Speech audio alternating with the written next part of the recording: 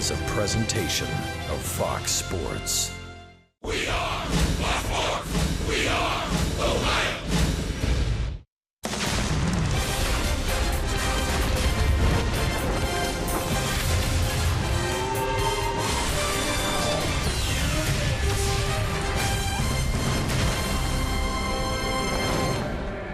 The Reds are playing better baseball coming out of the All-Star break, and tonight they can win their third consecutive series. It's game 2 of a 3-game weekend set. Arizona Diamondbacks, Cincinnati Reds straight ahead on Fox Sports Ohio.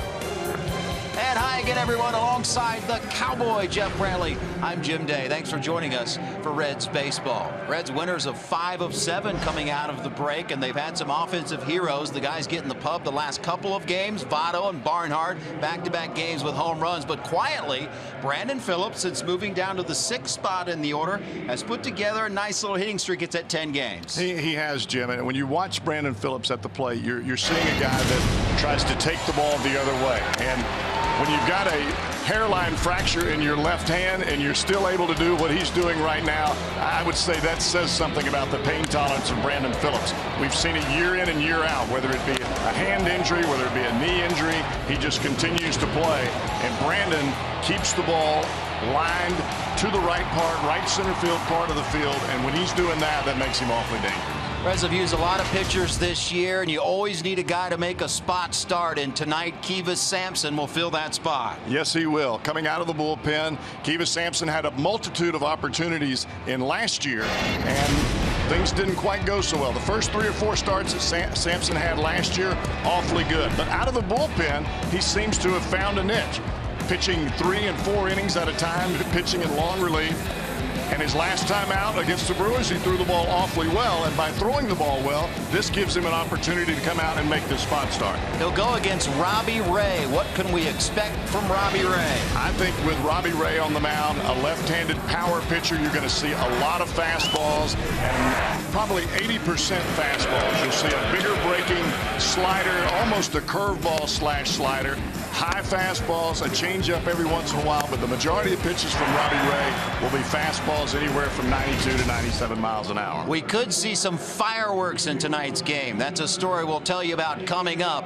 And on the other side, the aforementioned Tucker Barnhart busting out. The Reds and the D-backs coming up on your home for Reds baseball, Fox Sports Ohio.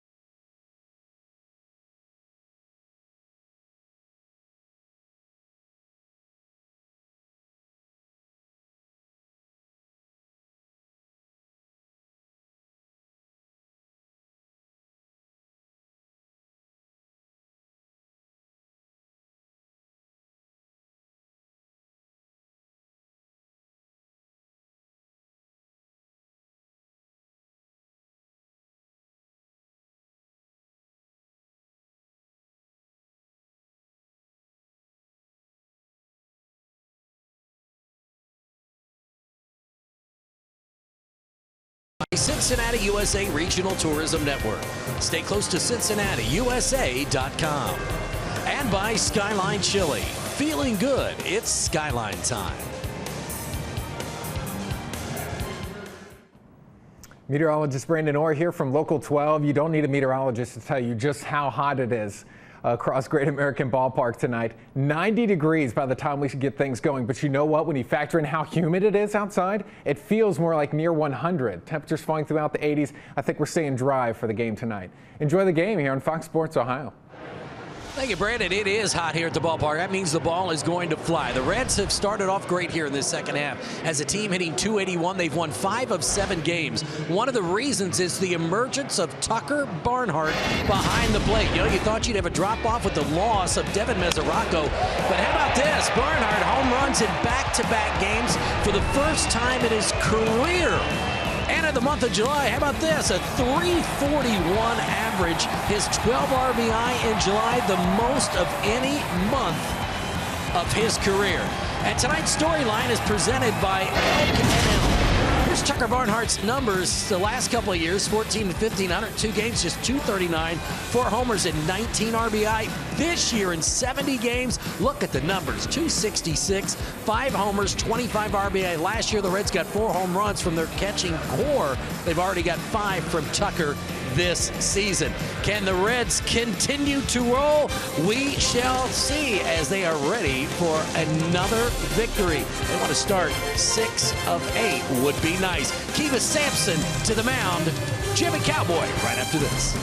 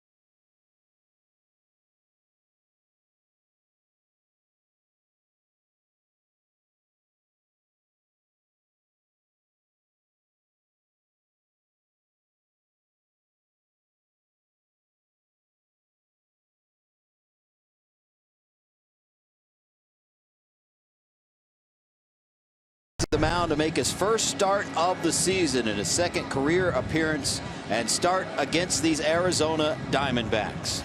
Gene Segura will lead it off. We mentioned perhaps some fireworks in this game. Let's set the story and let's take you back to last night. Segura leading off the game against Dan Straley. It was a leadoff home run. Hit very, very well out to center field. Next time up, he gets hit by the pitch. Segura exchanged words with Barnhart, exchanged words with Straley. Segura obviously thought that Dan Straley hit him on purpose. Before today's game, Diamondbacks manager Chip Hale, on Segura being hit after the home run, said, quote, "There's going to be some retribution at some point," end quote. He also went on to say it looked like the pitcher hit him because he hit a home run. We have to protect our teammates. Cowboy, a lot of managers think it. A lot of teams do get retribution, but not many say it publicly before the game. Yeah, that's the part that you have to wonder about a little bit. You kind of figured that there would be retribution, but you don't normally hear a manager say that right before another ball game. First pitch in there for a called strike. Rob Drake will handle balls and strikes behind the plate. Sam Holbrook down at first, crew chief Jerry Davis at second, Carlos Torres at third base. Now, he said retribution at some point. Could that be tonight? Could it be tomorrow?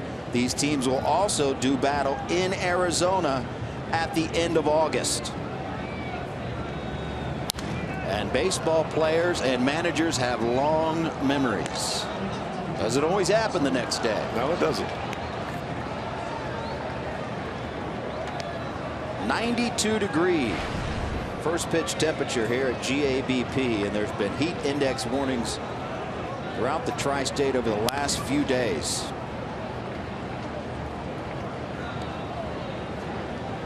What does Kivas Sampson have to do to have success tonight, Cowboy? I think it all comes down to secondary pitches. I believe that Sampson will be able to throw his fastball for a strike. The second time through the lineup will really tell the story, even though we don't expect Sampson to go deep in this ball game simply because he's making a spot start coming out of the bullpen. Segura lays off an 0-2 outside pitch, 1 ball, 2 strikes. But the whole difference with Sampson out of the bullpen versus starting is when he's come out of the bullpen, he's been aggressive and he's been throwing a lot of strikes. Now, you see the 14 walks that he's had in the 16 and a third innings up here out of the bullpen, but a lot of those walks came in his first 2 appearances. 2-pitch fouled off.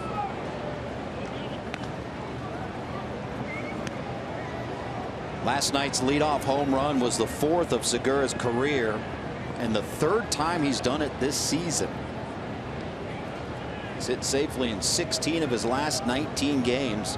346 clip over that span. 1-2 again. Inside, 2-2.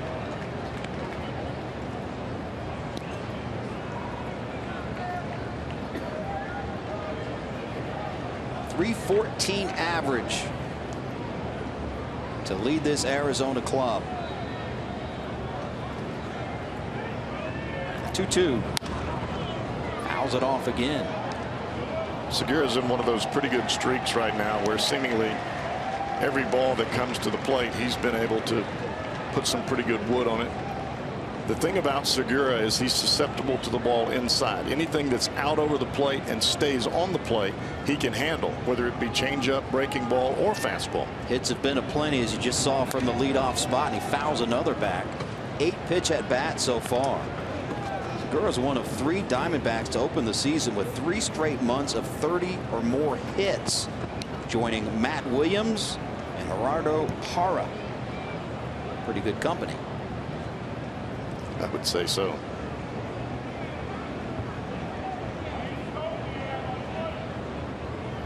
Ninth pitch of the at bat on the way. Inside, we've gone full.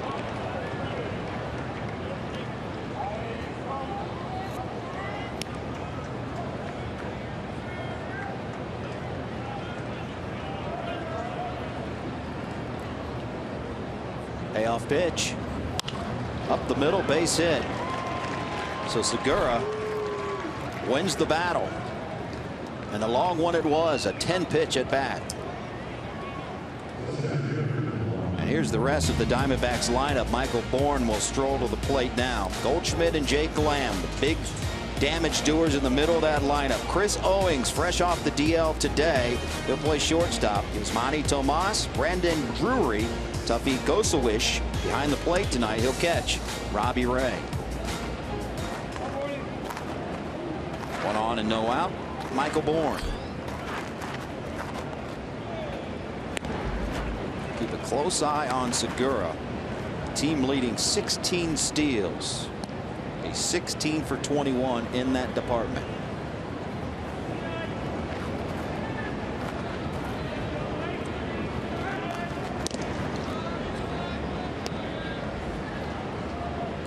You look back at yesterday's ball game. Diamondbacks came out swinging the bats pretty well there in that first inning. Of course, you had a home run by the leadoff batter. That does help. They didn't do a whole lot after that. Dan Straley, a fine job on the mound yesterday.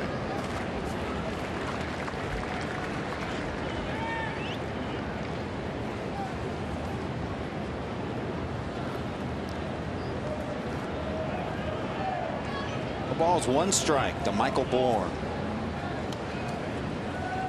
Bourne, like a lot of these D-back hitters, have really been hitting well of late. .311 in his last 21 starts. 9 RBIs during that time. He scored 12 runs, 21 starts.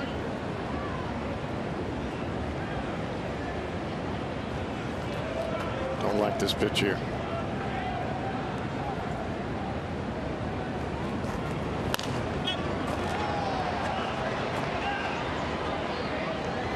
Bourne is a different type of left-handed hitter. He hits the top of the order for pretty much the majority of his career, but he's not really a slap hitter to take the ball on the outside corner and just flip it the other way. He likes the ball close to him to pull the ball down the right field line and through that first second base hole. He's always been susceptible to the breaking ball and the changeup. Sampson ahead 0-2.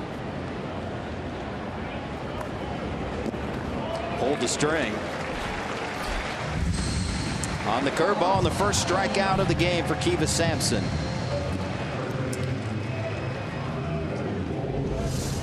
You go in with the fastball and then the knuckle curve from Kivas Sampson, and he put it exactly where Barnhart wanted it. You could see Barnhart rub the dirt with his mitt just before the pitch was thrown, indicating to Sampson, I want this ball to bounce right on top of the plate, and that's exactly where Sampson put it. Now one of the most dangerous hitters in baseball, Paul Goldschmidt. Reds were able to keep him in check last night, 0 for 3 and a walk.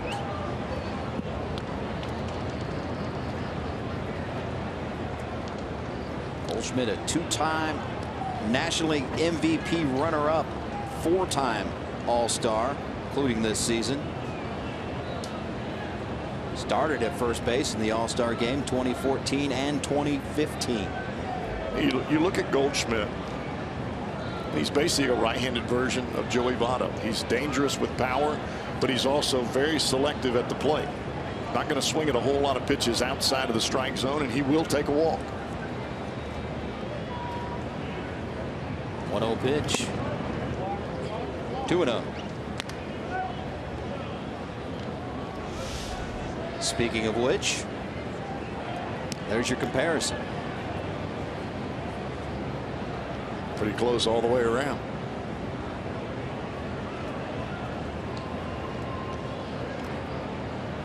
Hitters count 2-0. Lays off out the outside corner. 2 balls, 1 strike.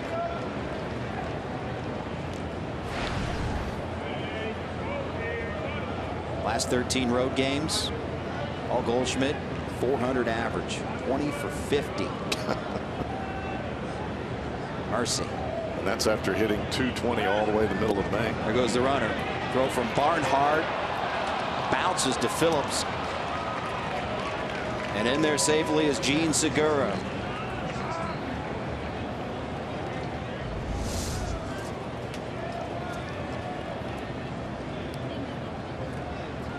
You think to yourself, well, why didn't Phillips reach out to catch that ball? I think Brandon knew that it was going to be an awfully close play, so he kept his glove as close to the bag as possible, trying to catch it on the short hop and tag at the same time. It just didn't work out. Total base number 17 on the season for Segura. And Paul Goldschmidt indeed draws the walk.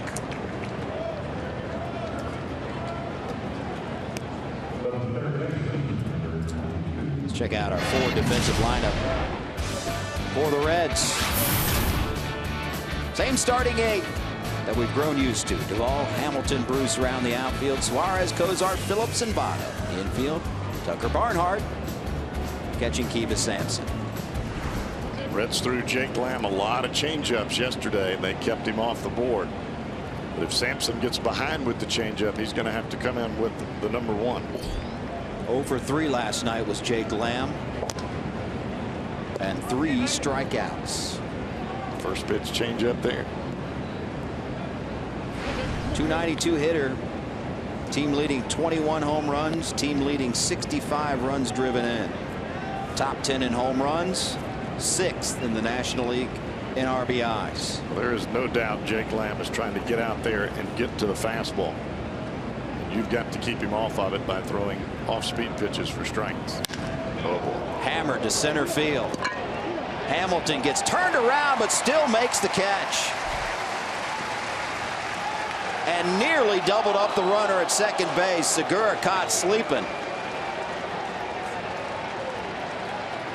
Well, I think Segura was watching what we were watching, and Hamilton, a circus act on this catch, turns one way then the other and then finally ends up coming up with the baseball. And I think Segura thought once he had Hamilton turn for the second time he was going to score. Billy all over getting the ball back in. Check out Segura here. I think the Reds are checking it out. A lot closer than it should have been. Brian Price to the steps. He says nope, won't challenge this one. 2 outs in the inning. There are a lot of times where a ball is hit that hard and hit right on the nose, especially straight back over the mound into center field. That ball will have a knuckling effect. And it looked like that was the case there with Hamilton. So after the big out of Jake Lamb recorded, now Chris Owings, who was just activated off of the disabled list today. First pitch swinging, loops it into right field for a base hit. Segura is going to score easily, and the Diamondbacks, just like they did last night, score first.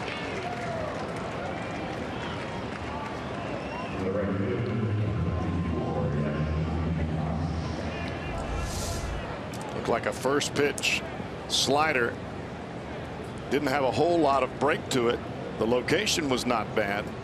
But if that ball had any kind of downward action or even action moving away from the batter, he'd have probably got a swing and miss, but instead it's a base hit off the end of the bat. So he took no time off the disabled list to crank it back up. First pitch swinging. Had a plantar fasciitis injury in his left foot. The Diamondbacks in turn put Nick Ahmed on the 15-day disabled list with a right hip impingement.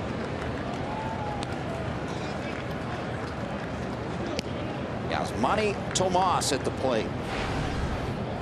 A couple doubles last night, 2 for 4 night. Also struck out twice.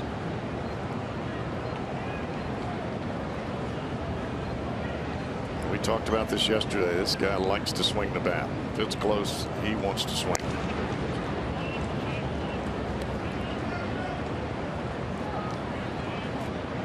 When he barrels one up, they stay hit. Talked about this last night. He's got a 460-foot home run to his credit this season. Longest by a Diamondbacks player in 2016. 0-1 pitch. Blocked by Barnhart. Saves a run.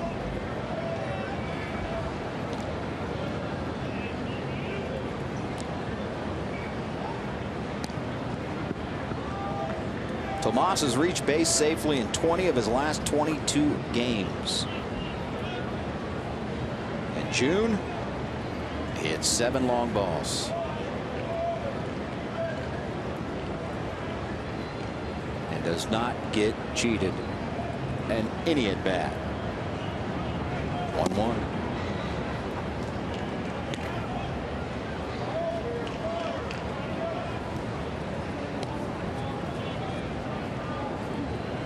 Making a spot start, obviously you want to be as efficient as you can be, because you know you're probably on a pitch limit, and Kivas Sampson is about to deliver pitch number 25 already.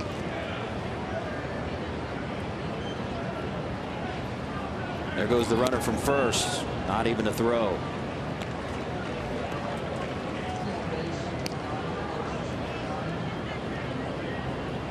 Ninth stolen base of the season for Chris Owings. he's yet to be thrown out. So second and third and 2 outs.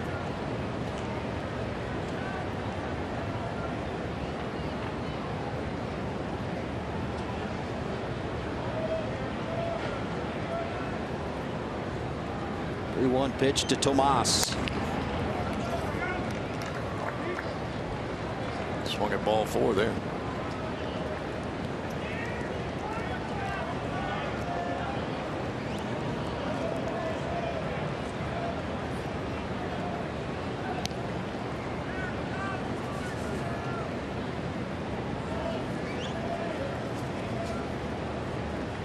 Just a 178 hitter in situations like this. 3 balls, 2 strikes, 2 outs, 2 on. Back to the box. Sampson gets the out and limits the damage to 1. Reds coming up.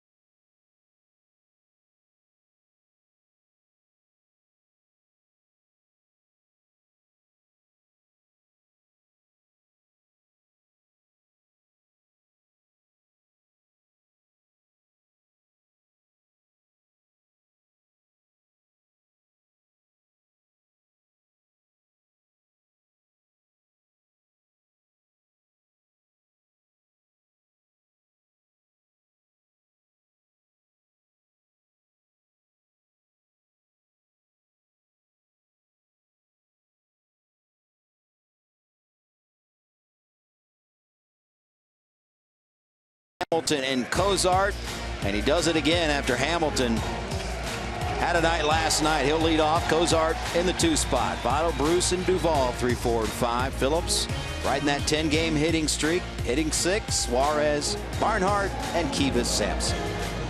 And on the mound, lefty Robbie Ray. We can expect a healthy diet of heaters. Fastballs in, fastballs away. He'll throw the occasional fastball up with 2 strikes.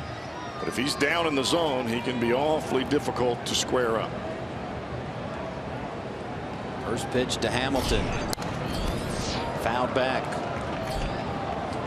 Billy last night, 2 for 4, 3 stolen bases. Scored a couple of runs and walked. You can get a couple hits and a walk from Billy Hamilton. That's what you're looking for out of your leadoff hitter. Billy was one of the big reasons that the Reds were able to come back in the bottom of the 1st last night. Got aboard, created a little instability in Archie Bradley on the mound. He walked Cozart, and he leaves a pitch out over the plate for Joey Votto, and he crushed it. Line drive, base hit, left field. Stay hot, baby. Stay hot. Extends his hitting streak to 6 games, does Billy, with that single. 3 straight fastballs, and even though this one was down, it got over the middle inside part of the plate, and a good swing there by Billy Hamilton. And the intrigue begins. Here we go. The lefty versus Hamilton, the base stealer. Zach Cozart at the plate. Zach riding a 5-game hitting streak himself. First pitch inside. Our IGS bringing the energy. Billy Hamilton, April and May, 10 steals in 45 games. June and July, double that, 20 steals in just 36 games.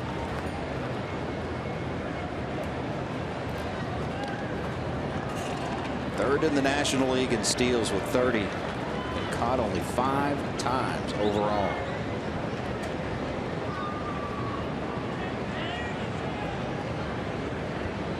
The more times Hamilton is on, whether it be via the hit or the walk.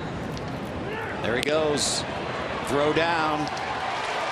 Stolen base. Number 31.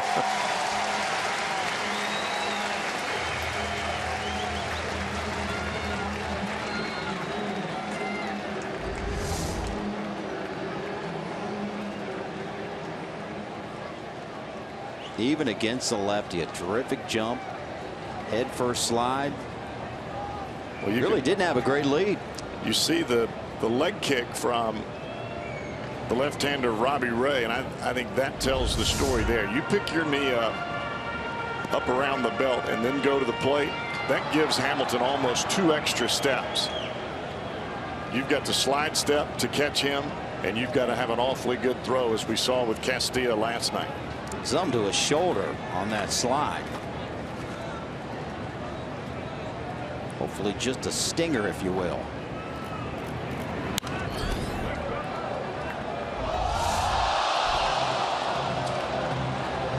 Not necessarily a stinger, but like you hit the leg. Well, Billy is moving so fast when he hits the ground. It doesn't seem as though the dirt stops him at all. Still in some discomfort out there. 2-1 pitch to Cozart. Grounded foul just past Billy Hatcher.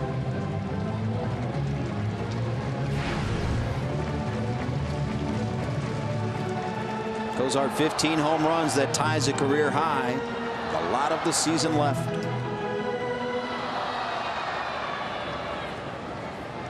He has never faced Robbie Ray. Did not face him in the 1 game Ray pitched against the Reds last season. Interesting enough, Kivas Sampson made 1 start against the Diamondbacks last year.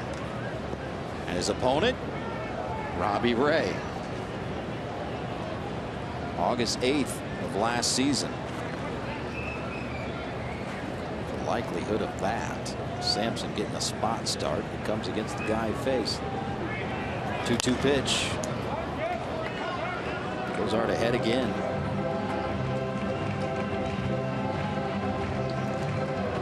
Cozart trying to get out there for that 95-mile-an-hour fastball and back-to-back breaking balls from the left-hander Ray. Cozart leads the team in doubles 23 and multi-hit games 23. Hamilton at second base. All he needs is a base hit, and this time comes up empty.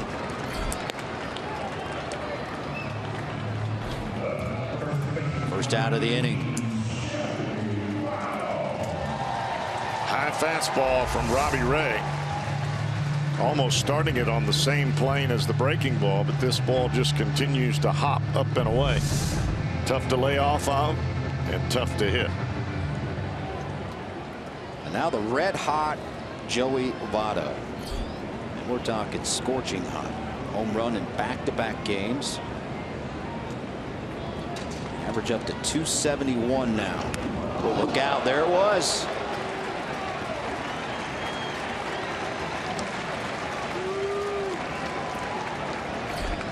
That looked like a breaking ball from the left-hander Ray that just came out of his hand way early. You could see the spin on the ball. Even though it was right at the head of Votto. A wild pitch allows Hamilton to go to third.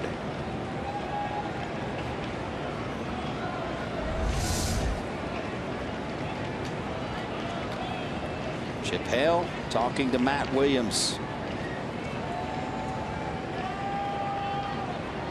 1-0.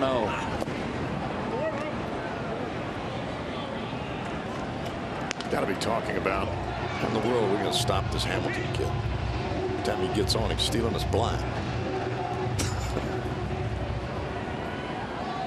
I imagine a lot of managers have had that conversation. I guess so.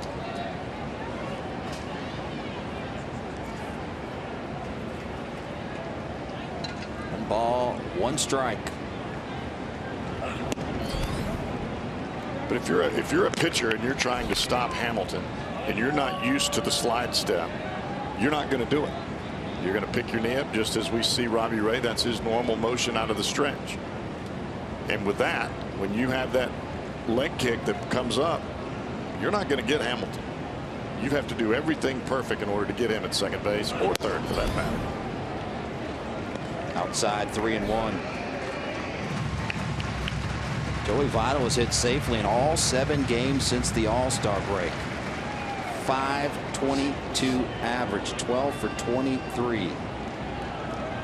8 RBIs in 7 games.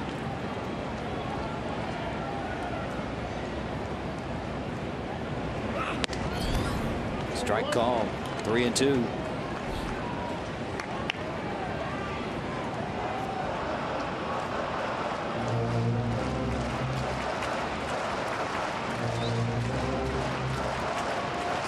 Eight walks along the way as well since the break. 3 home runs, including the last 2 games. 3-2 pitch. Fouled off.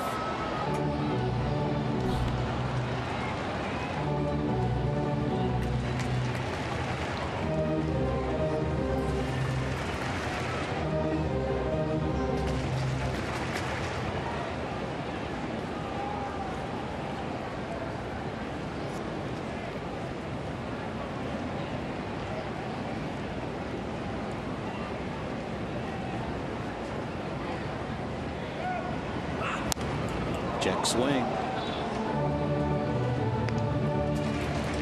What's Joey Votto has patented. Stay alive with 2 strikes. 7 pitch at bat so far. Back-to-back fastballs to get the count full. Came with a slider there. Looked like it fooled Votto just momentarily, but still able to foul it all.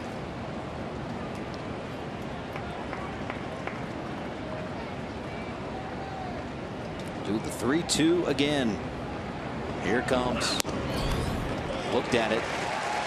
And ball 4.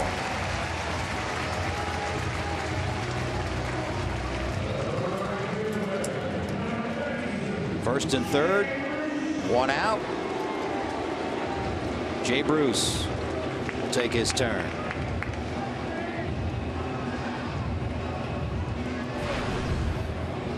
.264 hitter, 19 home runs, 66 RBIs, 5th most in the National League. Was 1 for 3 here last night and a walk. Swing and a miss. Good breaking ball there from Robbie Ray. But as we talked about with Hamilton on third, if you're going to give a steady diet of breaking balls to either Votto or Jay Bruce, you run the risk of a pitch getting to the backstop. And Hamilton's going to score if it gets anywhere near away from the catcher. 1 ball, 1 strike.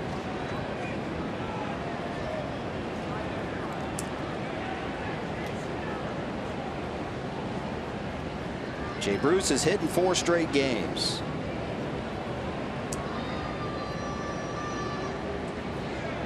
A 1-1. Votto was running from first.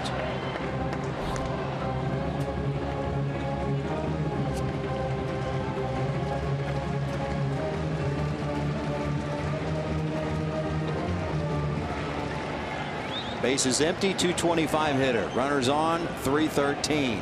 Runners in scoring position, 359. Numbers you like to see. He's been more consistent and certainly been more clutch this season. There goes Votto again. And he's caught between first and second. This might be a design play, but Hamilton now caught between third and home, and he gets back in there safely. It looked like it was by design. Well, that is the object of Votto breaking and stopping halfway between first and second.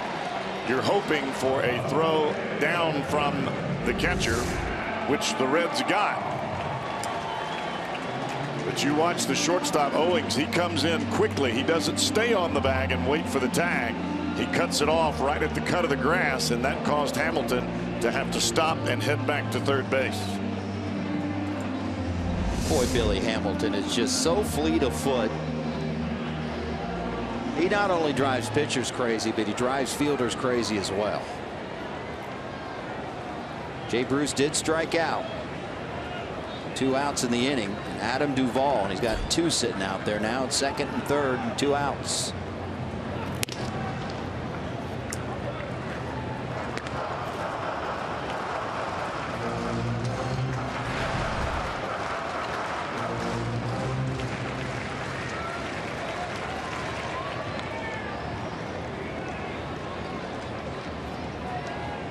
Top 5 in home runs in the National League is Adam Duvall.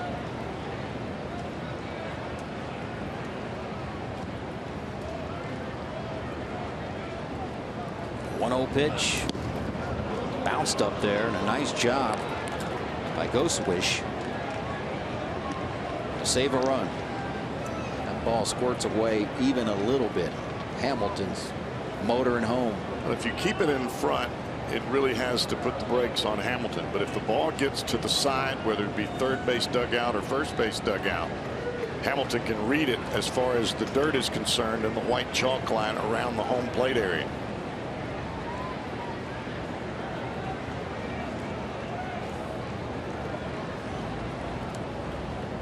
See what Duvall can do with a 2-0 pitch. Grounded to third. Long throw from Lamb, and it gets by Goldschmidt. 1 run scores. Votto comes to the plate, and on the gaff, the Reds take the lead.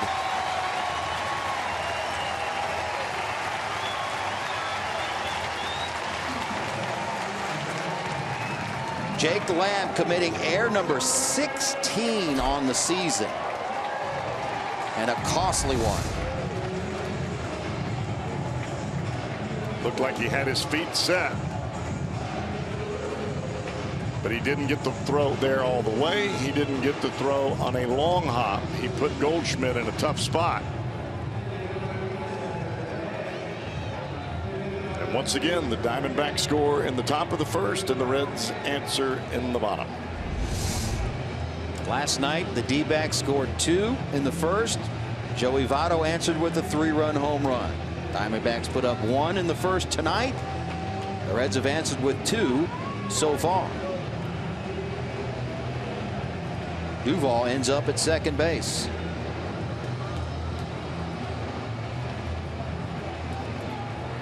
Jake Lamb has had a terrific season offensively. 16 errors now at the hot corner, and that one cost him 2 runs. That's a boatload of errors. That's a lot of errors. Brandon Phillips stands in with a 10-game hitting streak.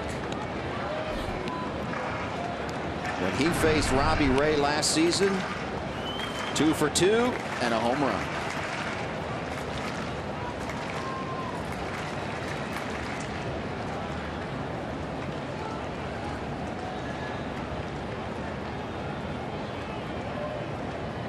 To Brandon.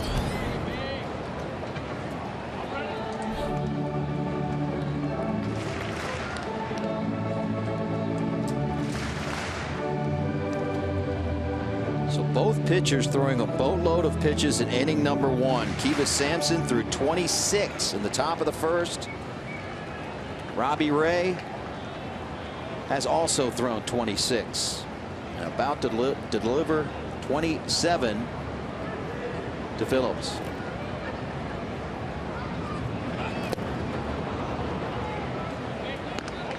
Dialed it back to 86. Phillips way out in front. Good slider down and in there.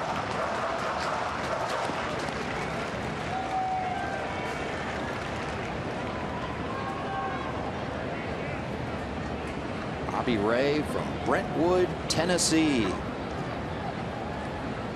24 years of age. 6'2", 195. And the lefty brings it. Phillips shoots it the other way. They're going to wave Duvall around. He'll score easily Phillips on his way to second base with an RBI double. Well, we have seen Brandon do that time and time again. Shoot the ball right through the right side, and this time he takes it right down the first baseline on a fastball again that was out of the strike zone. But when you're accustomed to seeing that ball out there and your swing is timed for it, as Phillips is, he puts it right on the money. 11-game hitting streak now for Brandon. Hairline fracture in the hand. A little quad problem, calf problem, excuse me. No problem whatsoever. 18th double of the season for Phillips. The Reds now with a 2-run lead. 7th man of the inning. The plate, and it's Eugenio Suarez. Back-to-back ball games where the Reds put a 3 spot on the board in the bottom of the first inning.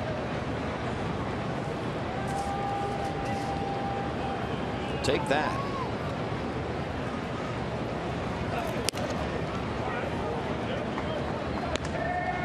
1 ball, 1 strike to Suarez. Suarez 1 for 2 off of Robbie Ray last season. A home run. He was 0 for 3 here last night. Did walk, but struck out twice. It's setting up to be a bullpen kind of night, unless Robbie Ray can settle in.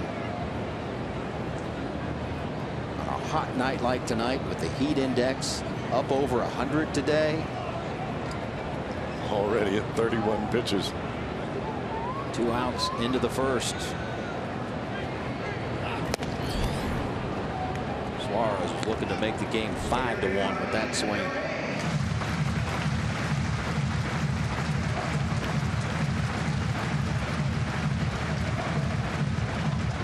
Suarez has hit safely in 4 of his last 5 games.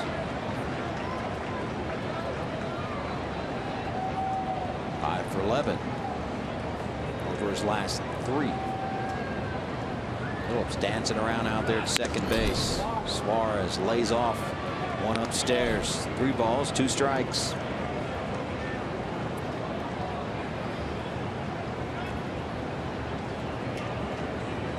Get the opponent starting pitcher huffing and puffing all the way back in the first inning. Got a chance to do some serious damage as you move along. 3 balls, 2 strikes, 2 outs. Suarez in the air. Center field. Michael Bourne. He's got it. But the Reds do some damage. Throwing error by Jake Lamb. Allows 2 to score. And then Brandon Phillips extends his hitting streak to 11. An RBI double. And the Reds lead 3-1.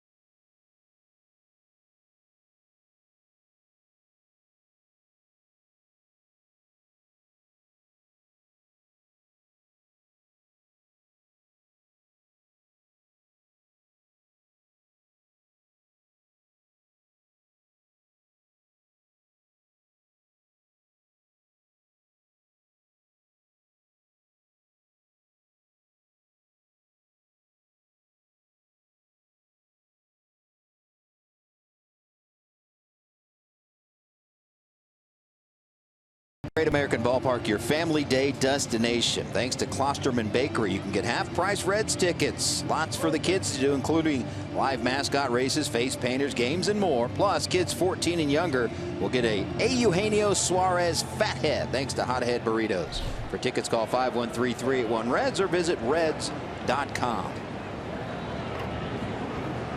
Kivas Sampson. First pitch to Brandon Drury, a called strike. Just joining us, Kivas Sampson making a spot start tonight. Brian Price was asked about it. He looked upon it as being just that, filling a gap for perhaps one game. You never know what's going to happen down the road. Reds do have Homer Bailey looming. They have off days coming up as well. They can juggle around that rotation a bit, so lots of options. But on this day, it is Kivas Sampson. After throwing 26 pitches in inning number 1, you got to imagine that Josh Smith, the other long guy for Cincinnati, pretty much knows at this point he's probably going to see some action in this game. I would say so.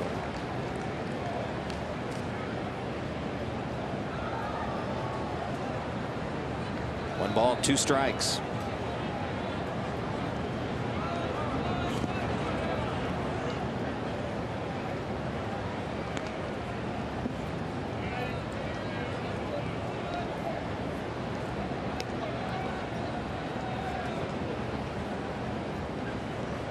Two and 2 the count to the D-backs left fielder. Got him.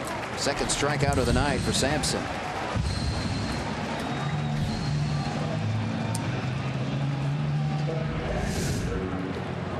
Drury chases a high fastball up the top of the strike zone.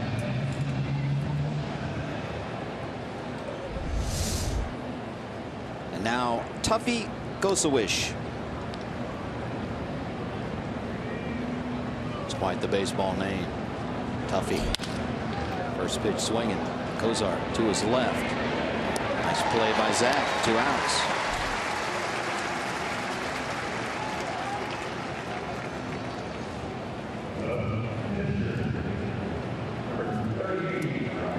Now the pitcher Robbie Ray, and don't sleep on this guy.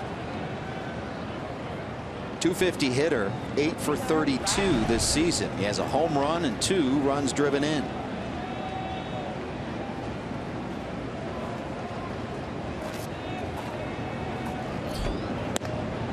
From the left-hand side, just as he throws it plateward.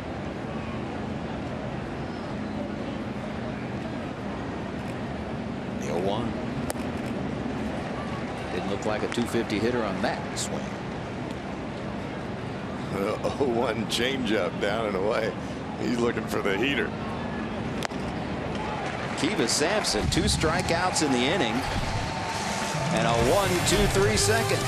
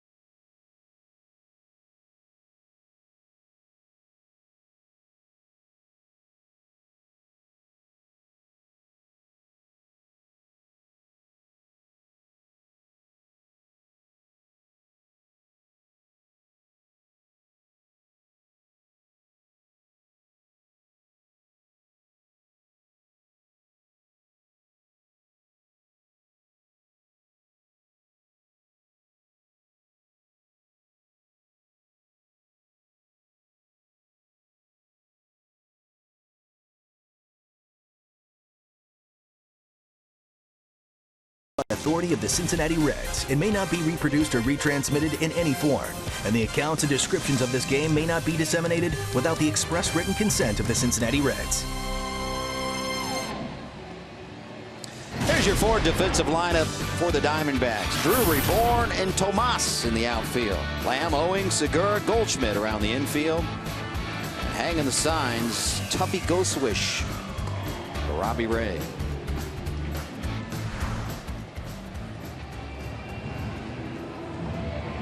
Straight off the disabled list, Chris Owings. Plantar fasciitis, as you mentioned earlier, in his left foot. You have to wonder, is that because he was playing center field for quite a few ball games when he is actually a shortstop second baseman? That's a whole lot more running in the outfield, especially when you're playing center field in Coors Field, as he did earlier. Well, these Diamondbacks have been beset by injuries. Leading the way in that category is Zach Greinke, still on the disabled list with that dreaded oblique injury. Yes, at some point for manager Chip Hill, you're just looking for some warm bodies to put in the lineup that are healthy. Indeed.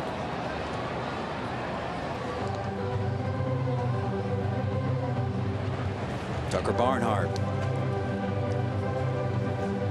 has been a red-hot hitter in this Reds lineup.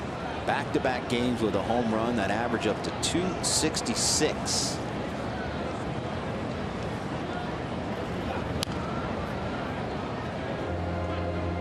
Has been steadily climbing over his last 19 appearances.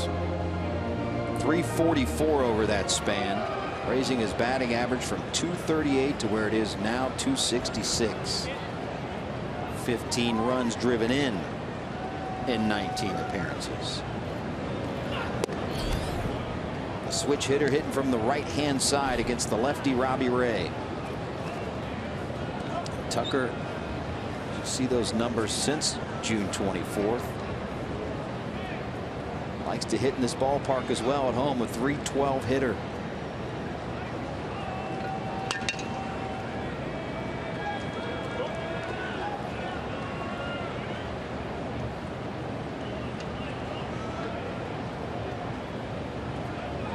Two balls, two strikes to the Reds catcher. Down goes Barnhart. Third strikeout of the game for Robbie Ray. Gets him with a slider in the dirt. As we saw Sampson earlier bounce that curveball right on the back part of home plate. It's exactly what Robbie Ray does here to Tucker Barnhart. That pitch looks like a strike until the last second. Kiva Sampson, 2 at-bats this season, 0 for 2. Big news from the White Sox today, and this one is an eye-opener. Chris Sale was supposed to pitch tonight. He was scratched from tonight's start and sent home by the White Sox due to a clubhouse incident. And according to a White Sox press release, this wasn't even reporters reporting on it, said that the incident was a non-physical natured incident, but is currently under further investigation by the club. No additional comment until the investigation is completed. And that leads to lots of speculation as to what happened. And that has been a drama-filled White Sox clubhouse. Well, especially with the trade talk surrounding Chris Sale and going to the Rangers, you wonder what the heck's going on. Called third strike, back-to-back punch outs in the second for Ray.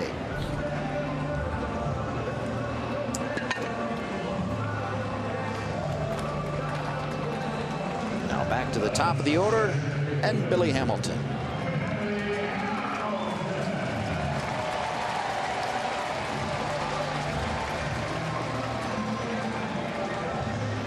Billy Hamilton being Billy Hamilton in the first. Single, stole a base, scored a run.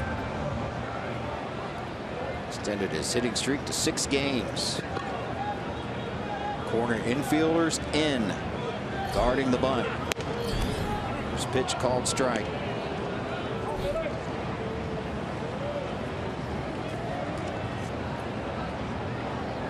Switch hitting Hamilton, hitting from his natural right-hand side.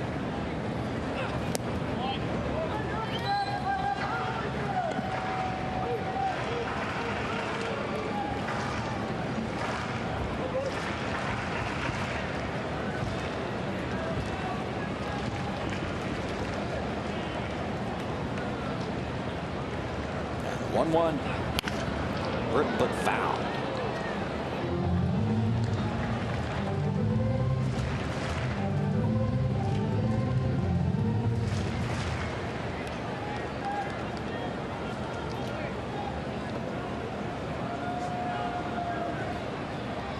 That hit in the first. Hamilton now 1 for 3. 1 for 4, excuse me, off of Robbie Ray.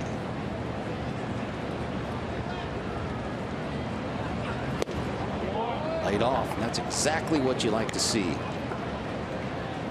Many times in the past, Hamilton would be chasing that pitch right there. Yeah, the pitch before was a breaking ball that he fouled down the third baseline. That pitch would have been a strike. The previous pitch, a breaking ball in the dirt, and that pitch, a breaking ball in the dirt. He laid off both of those. 2-2. He just looks so much more comfortable and confident at the plate. A little swagger to him nowadays. It's the Billy Hamilton we saw before he went on the concussion DL. He came off the DL and struggled a little bit. Now is back in the groove. I totally agree.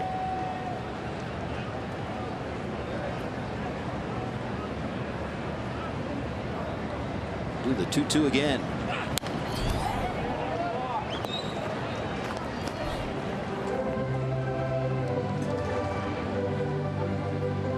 We're starting to see more extended pitch at bats with Hamilton at the plate, fouling off some of the tougher pitches.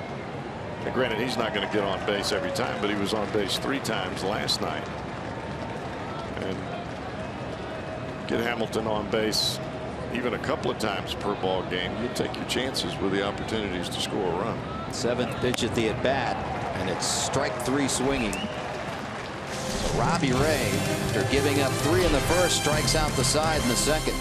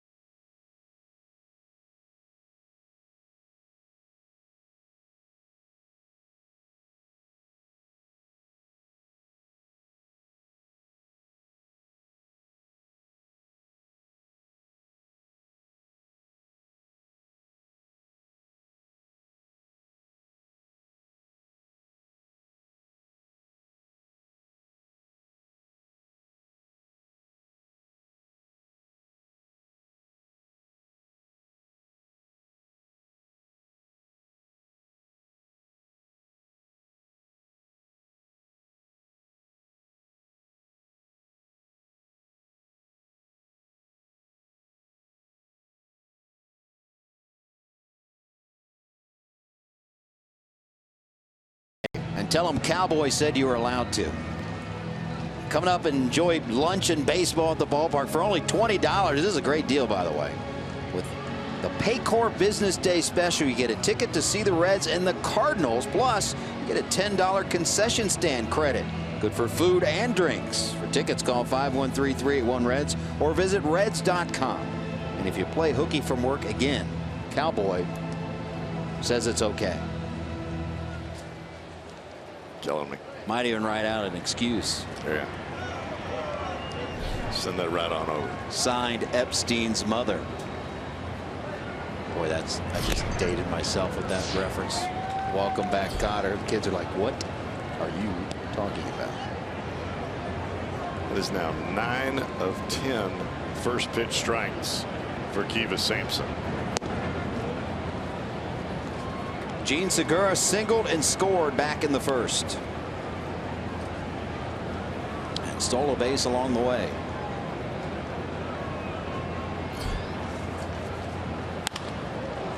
One hopper to Phillips. Nice play. One out.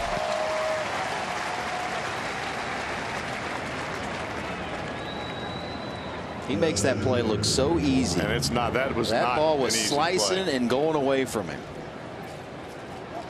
Not only that, but when that ball hit the dirt, it skipped. Yep.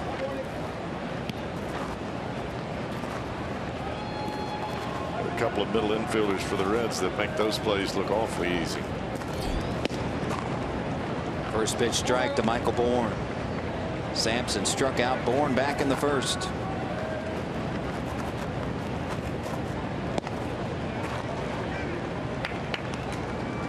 This Arizona club is one of those interesting teams in the fact that they have a better record on the road than they do at home.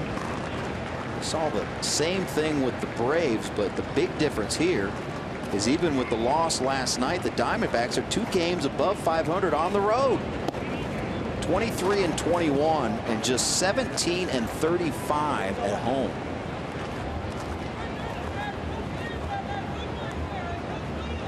Go figure.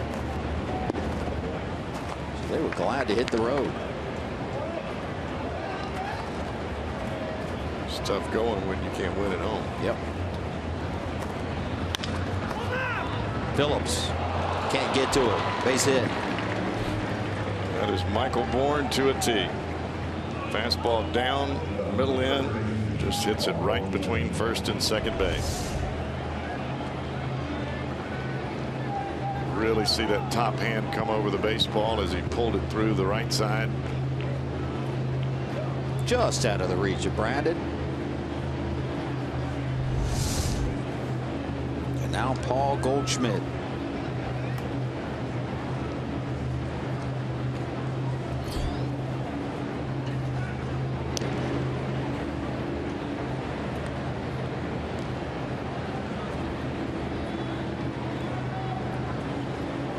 Always amazed at the lack of publicity that this guy doesn't get, or does get, I should say. The lack of publicity department. Those that follow baseball on a daily basis, obviously, I'm not talking about them, but he is a terrific player.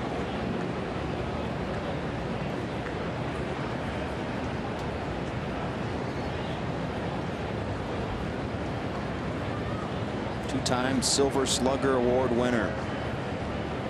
Also won a Gold Glove twice. Hammers one. Right center field.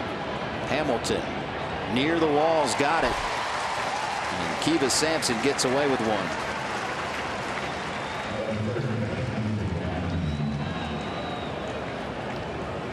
Looked like Goldschmidt got underneath that one just a tad.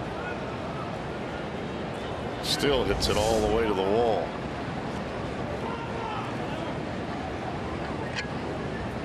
In this ballpark, you just never know, particularly when the humidity's up, the ball's carrying. We've seen fly balls get out of here just like that one. Now Jake Lamb. Lamb 0 for 4 in this series.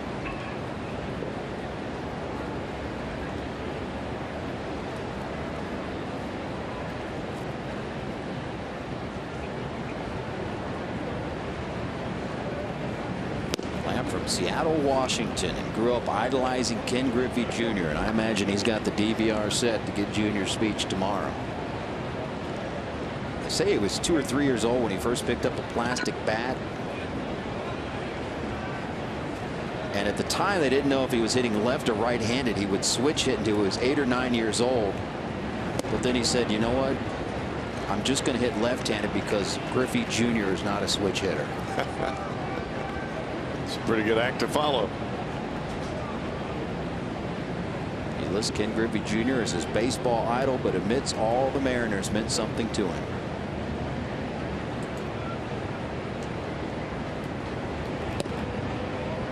Ken Griffey Jr. has had that effect on so many players. He wore number 24 for Seattle. All of a sudden, the most requested number in Little League Baseball, number 24. All of a sudden, kids were wearing their hats backwards.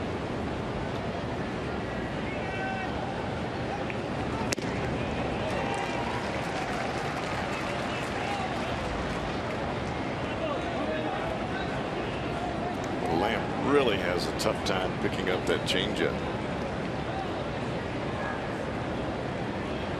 Somewhere out there, there are 3 Hall of Fame writers that didn't put Ken Griffey Jr. on the first ballot, and shame on you. It's happened in the past, we know. He did receive the biggest percentage of votes all time for whatever reason. I don't know what reasons the writers have, but I mean, when Willie Mays came up, how could he not get everyone's vote on the first ballot? And the list could go on and on. 2 balls, 2 strikes, 2 outs. Swing and a miss. Kiva Sampson strands a runner. The Reds hold on to a 2-run lead.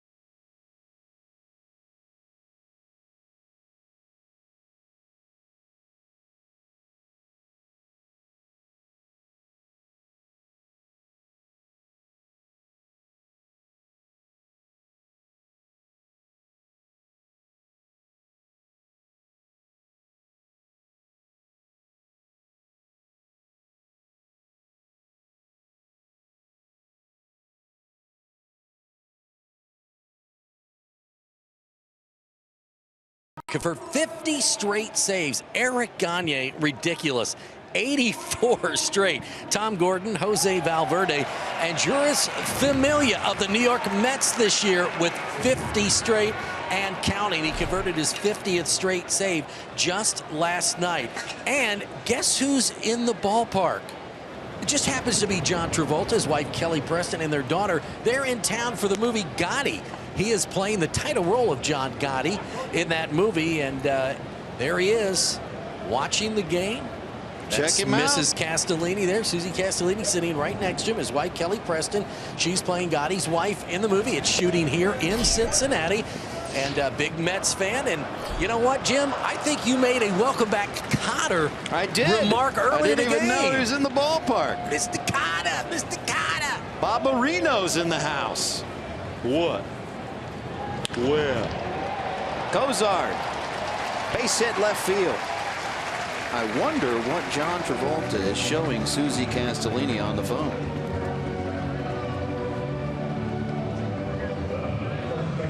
How about that for an in-game conversation?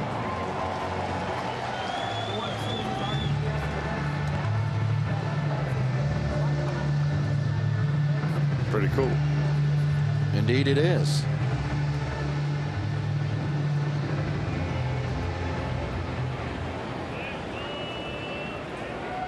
And now Joey Votto. Walked first time up, stole a base, scored a run.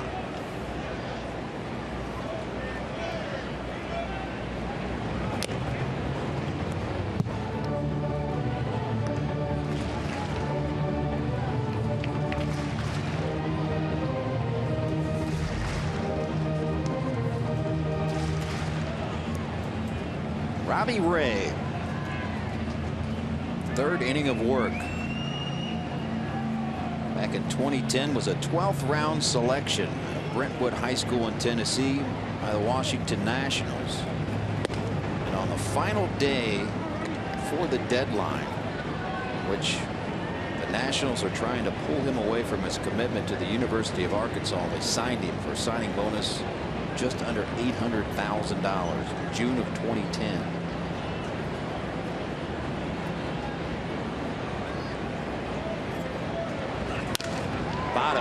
Base hit center field.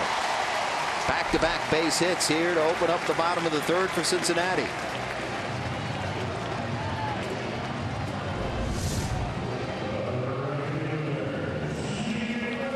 Fastball started middle end, stayed on the plate, down and away. And Votto just stays right on it.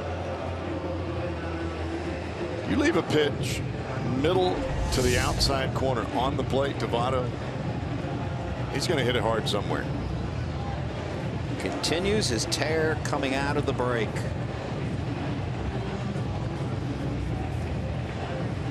Now with 2 on and nobody out, Jay Bruce.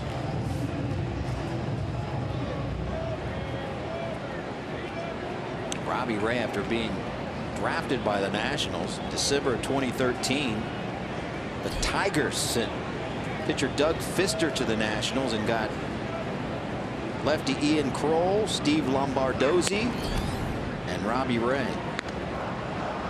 And he still wasn't done with teams.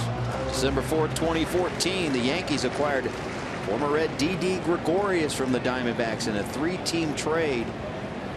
That also involved the Tigers. Shane Green was in that trade. Arizona received Robbie Ray, a minor leaguer from the Tigers.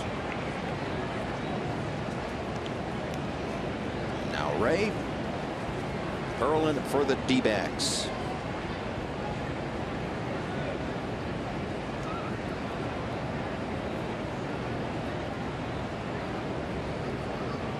It's ahead 0-2 on Jay Bruce. Bruce, right field, and hit well, and it's gone.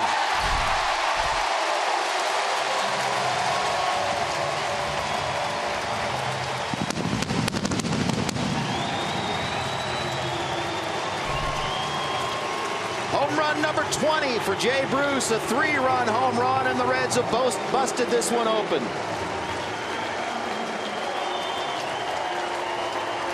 Reasonable expectation that Bruce would get a breaking ball here.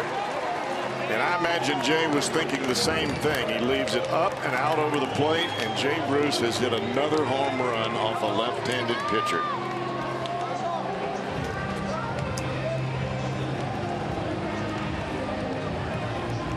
Travolta liked it.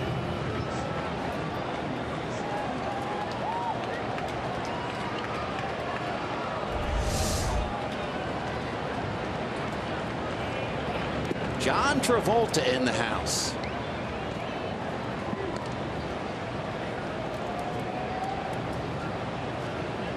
I liked him in Grease with Olivia Newton-John. You know what? Grease was one of those movies, and I'm not kidding you. As a kid, we had a movie theater right in our neighborhood. I bet you I saw that movie 20 times, and I'm not kidding.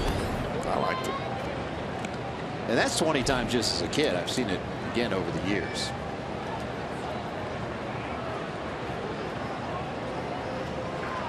He's been in all kinds of big movies. And different roles, too. Different roles, yeah. He really had a lull in his career for a while, and then made a big comeback after Pulp Fiction, and he just went on a tear. He didn't hold anything back at Pulp Fiction. No, he did not. Oh, my goodness. Duvall. Grounder into that shift. 1 out.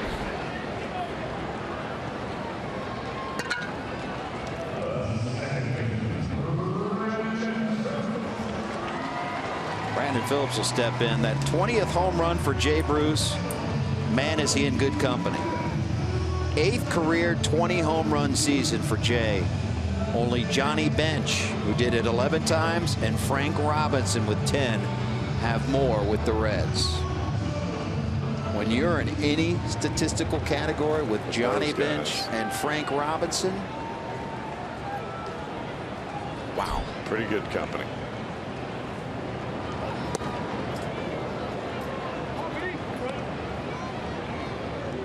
Six on the board. Action in the Arizona pen. It's Josh Colemanter.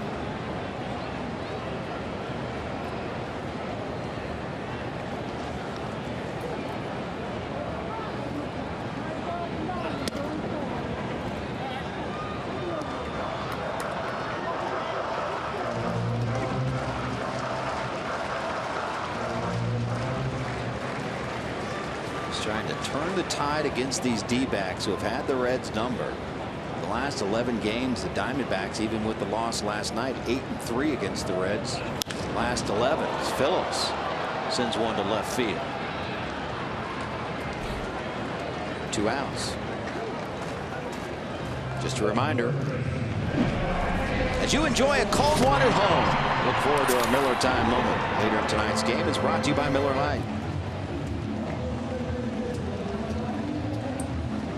You're averaging 20 pitches per inning in your first 3 innings. In heat like this, that would have a tendency to drain on you a little bit. And this will be the 66th pitch for the left-hander, Robbie Ray. Suarez fouls the first one off.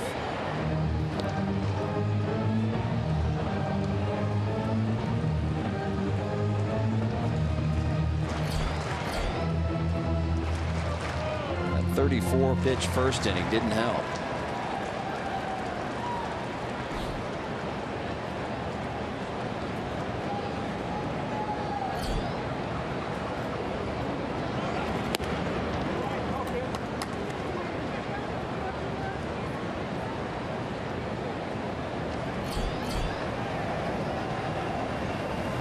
Colemanter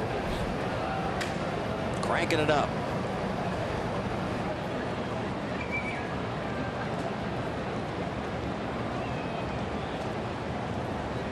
One pitch. Suarez fouls it off again.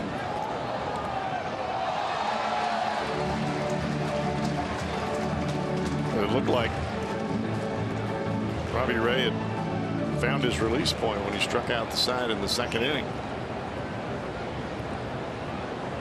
Evidently not.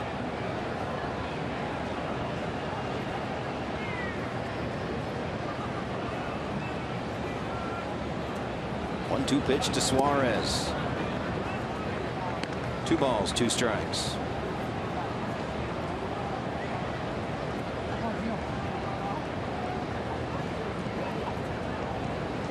Arizona has also won 5 of the last 6 games, 6 of 8 and 7 of 11 here at GABP.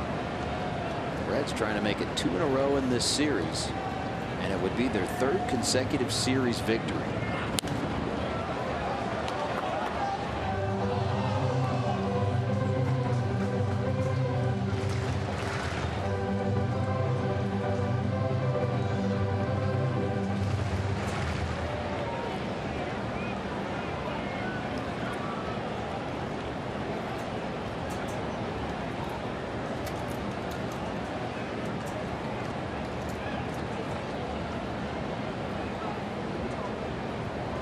Two pitch.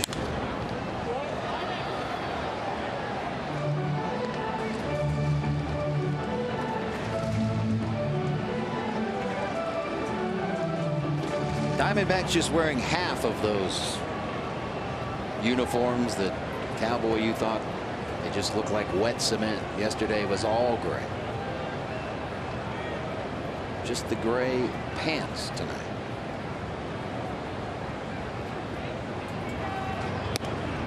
Strike 3 call. Ray gets out of the inning, but not before Jay Bruce. 3-run home run. The Reds lead 6-1.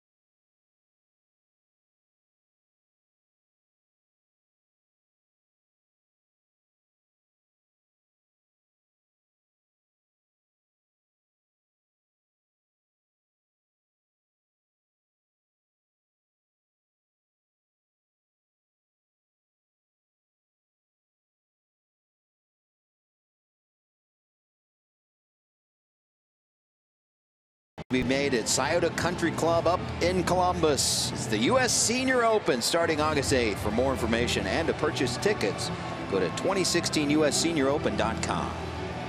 Look forward to that. My home stomping ground, C-Bus.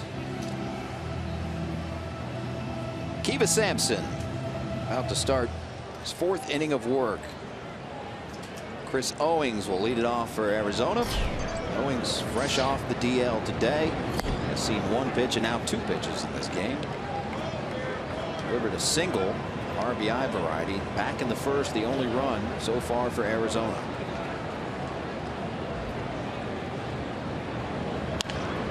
Ground ball right at Suarez. Errant throw again. Votto does a nice job of coming off the bag and making the tag. We've seen that a lot out of Eugenio. Still trying to adjust to third base. Double clutched on the throw and almost airmailed it. Diamondbacks are going to take a look at this one. At least the video person in the clubhouse. Looks like he got him. Chip Hale at the top of the steps. Now he goes back down. No challenge.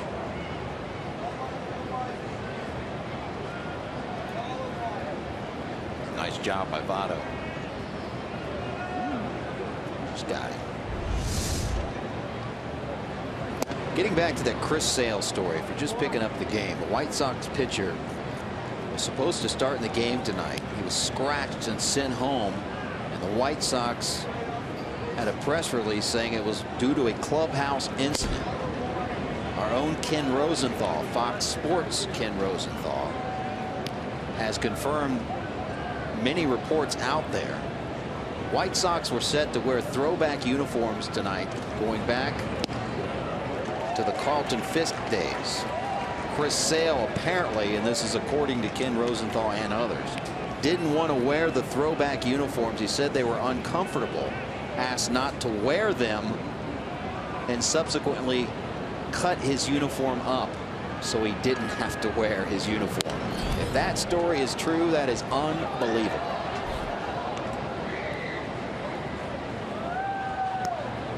Wasn't comfortable. Spoken like a true pitcher. There you go. I didn't like him. Well, last night we saw Dan Straley ask the Reds to wear the red tops as Kiva Sampson strikes out Yasmani Tomas. 5th strikeout for Kivas. We saw last night Dan Straley asked to wear the red tops, which they normally wear on day game. It worked, didn't it? It worked. Worked. But I'm not sure if the Reds would have said no, that Dan Straley would have cut up his white unis. Well, no.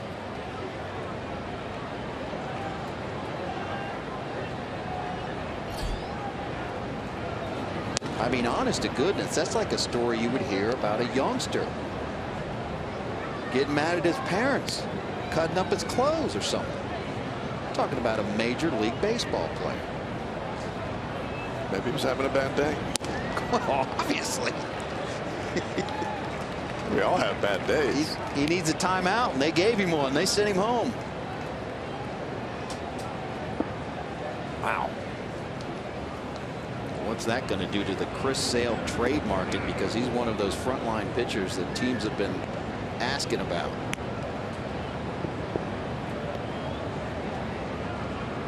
I would think other teams are hoping that the White Sox get mad at him and let him go. Yeah. 1-2 pitch to Drury. Foul ball, excuse me. Just foul.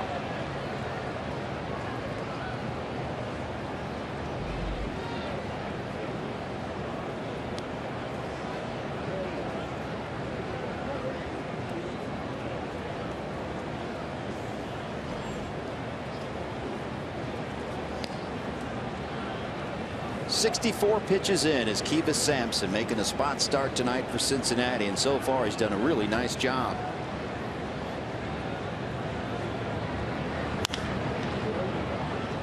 Foul again. One-hander by Matt Williams.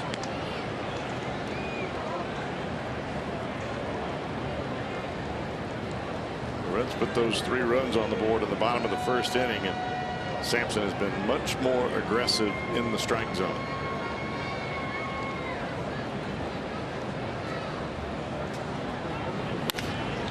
Ground ball up the middle, base hit. A 2-out base hit for Brandon Drury. Tuffy Gosawish take his second at bat. Which of the Diamondbacks faithful are glad to see Matt Williams back in a Diamondbacks uniform. It was an unceremonial exit from Washington Nationals, as perhaps a little too hardcore from the stories you read. That Nationals team. Red Dusty Baker now leading the Nationals. They're having a terrific season. Washington 4.5 games clear of Miami. National League East coming in.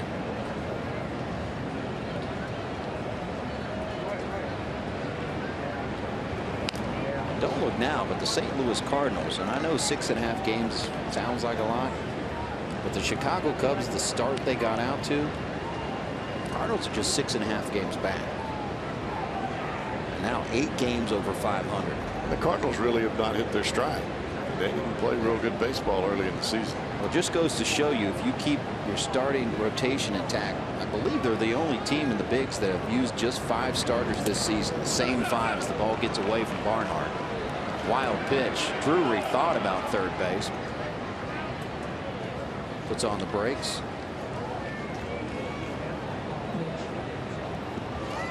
Wild pitch.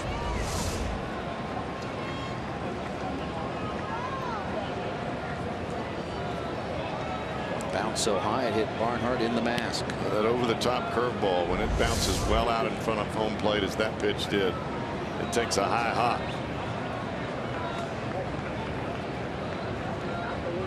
Ball, 2 strikes, 2 outs, and now a runner in scoring position.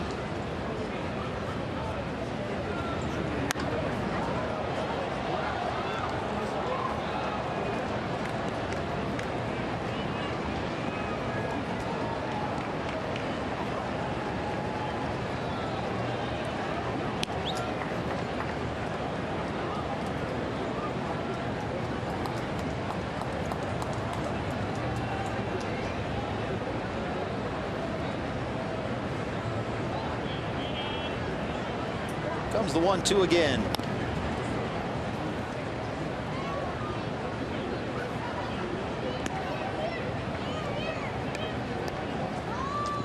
San Francisco Giants are a team that, looking back, would rather just kept playing through the All-Star break. They lost 6 straight coming out of the break.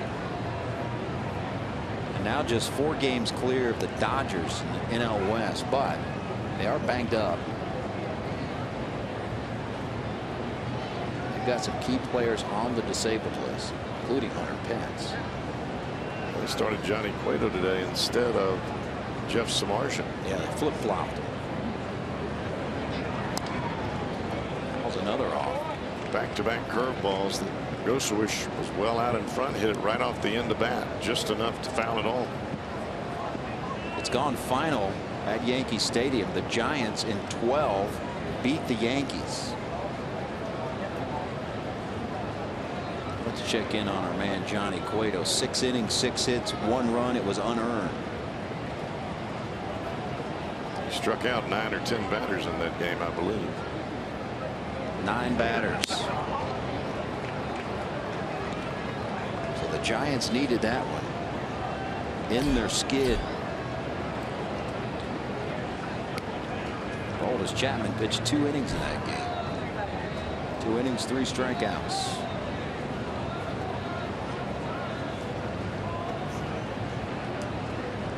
2-2. Strike 3 call. Second strikeout of the inning for Kivas Sampson. 6 overall.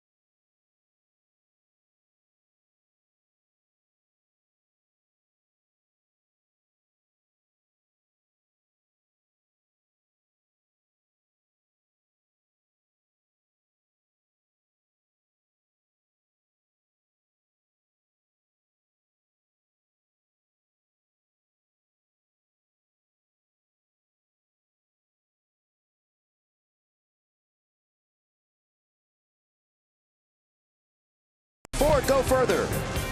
And by Cincinnati Children's, changing the outcome together.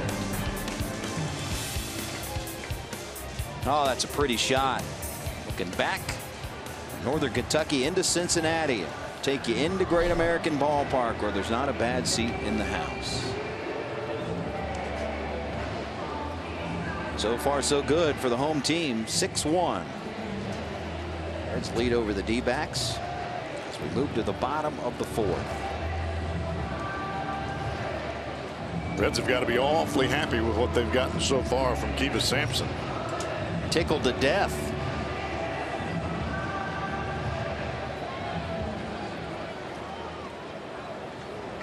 Now on the other side, it's been a tough night for Robbie Ray. He continues in the game.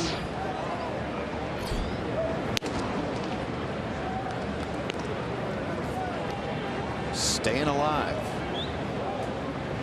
The error back in the first inning didn't help him a whole lot.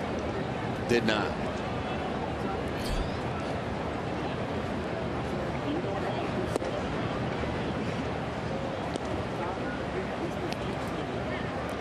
Tucker Barnhart struck out in his first at bat.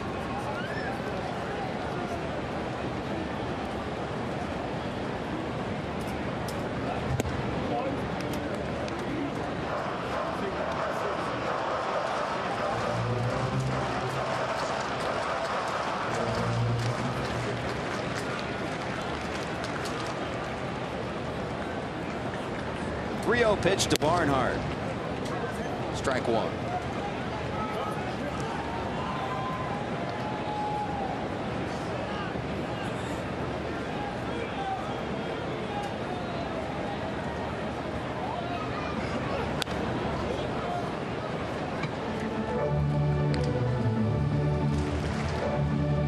Do you have any no-hitters in high school?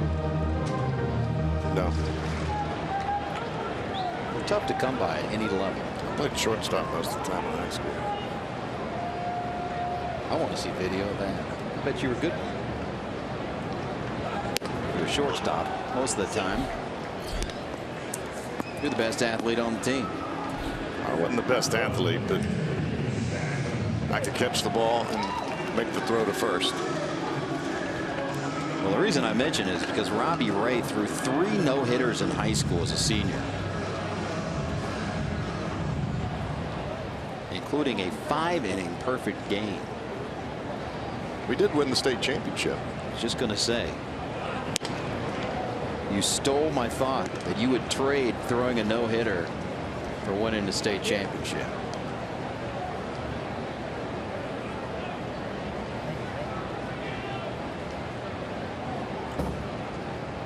'80th pitch on the way from Robbie Ray, and it's fouled off by Kiva Sampson.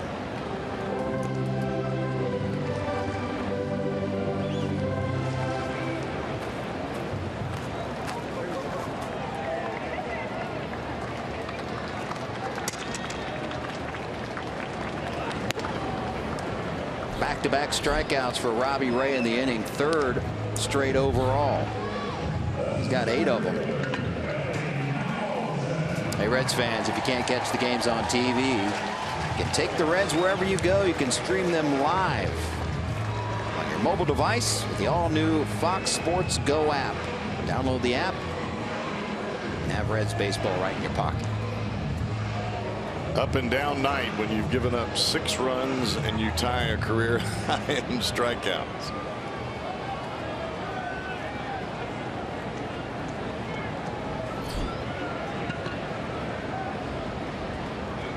Now Billy Hamilton 1 for 2.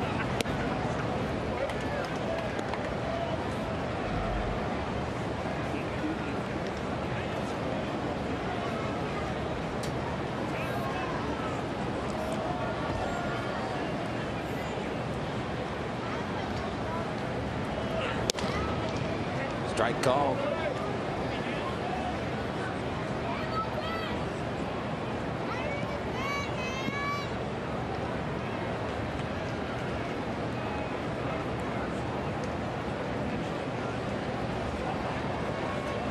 One pitch to Hamilton.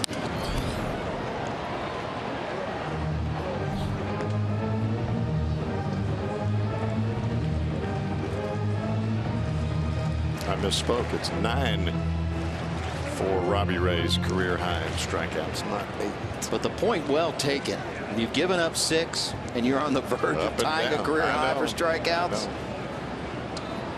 That's quite the roller coaster ride. Peel down to first. No, says Sam Holbrook. Only 3 balls in play have turned into outs for Ray as well.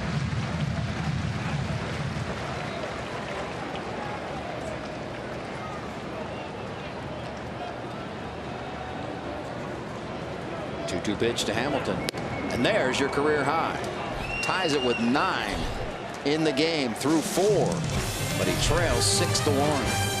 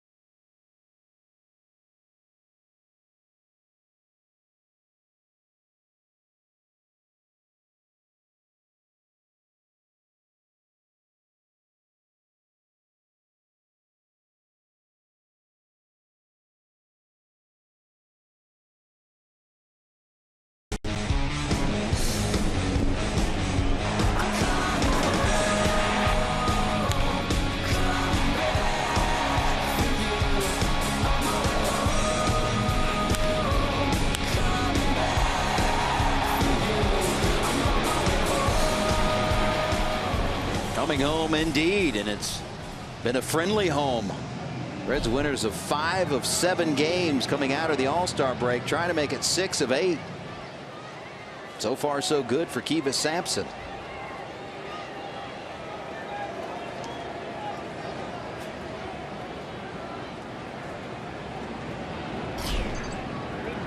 Robbie Ray, his counterpart, take his turn through the lineup.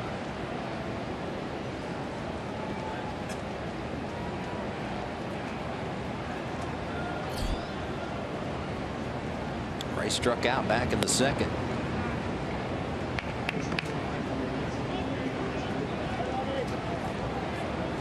Sampson approaching 80 pitches.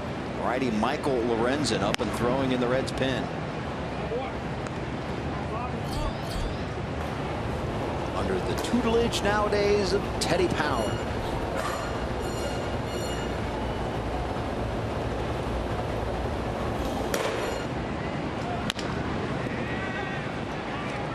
Easy play for Kivas.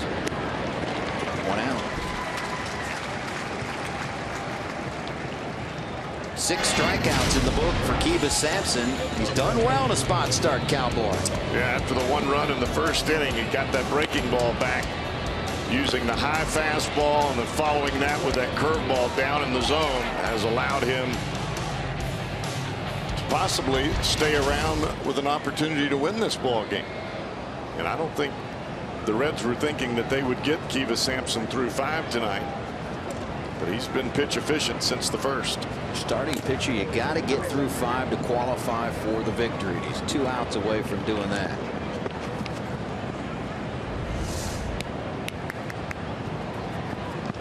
Hello.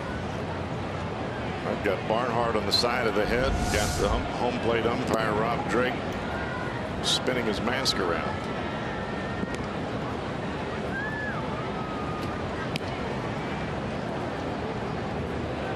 That requires a readjustment of the mask. See him there working the jaw a little bit. 1-1 pitch. You know, if you look at home plate umpire Rob Drake, he's got a soft hat that he's wearing underneath that mask, not the hard helmet that you see some of the umpires wearing behind the plate.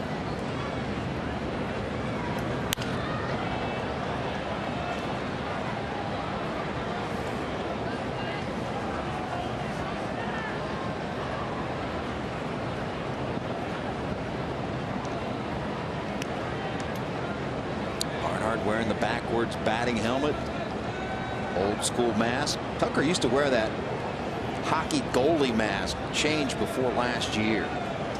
Those are heavy, some of them real heavy. And there are mixed opinions. There have been different studies out there. A lot of people saying that this one is still, and you can see the springs on them. Those are new that we've seen recently, to absorb some of that punishment when the ball hits. And the fact that there are straps there, and you see when the ball hits the mask, it moves and absorbs some of the velocity. Mixed reviews whether those masks that move and absorb some of that punishment, if you will, or the hockey style mask that doesn't move. It just, well, the hockey style mask is almost pointed in the nose and kind of deflects the ball left. There's one or right there. right. Ramon Cabrera, backup catcher for the Reds, wears that.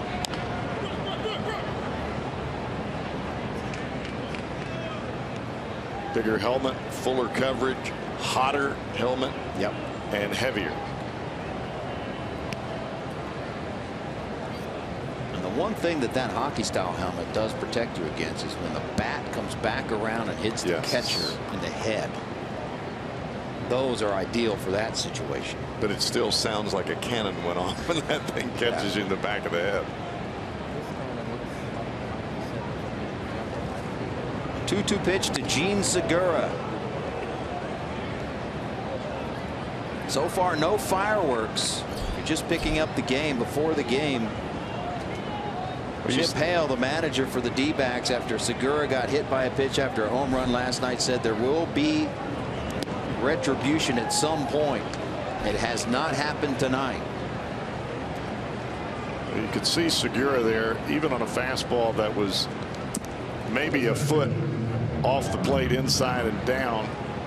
He leans out over the plate so much, and his body weight going to the outside corner. That's why he's able to handle the ball that's out over the plate so well, because his front shoulder is driving to that outside corner. Anything that's even 6 inches off the plate inside is going to draw a reaction from Gene Segura.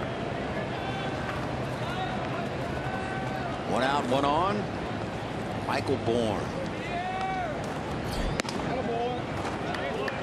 Tucker Barnhart's going to have a conversation. Well, you know the Reds would love to get him through 5. And here comes Brian Price. He might be done. In fact, he is. He's already called for a reliever. As much as you'd like to get him through the 5th and qualify for the victory, this is a spot start. He's up to 88 pitches. You got to think of the long-term health of the player first.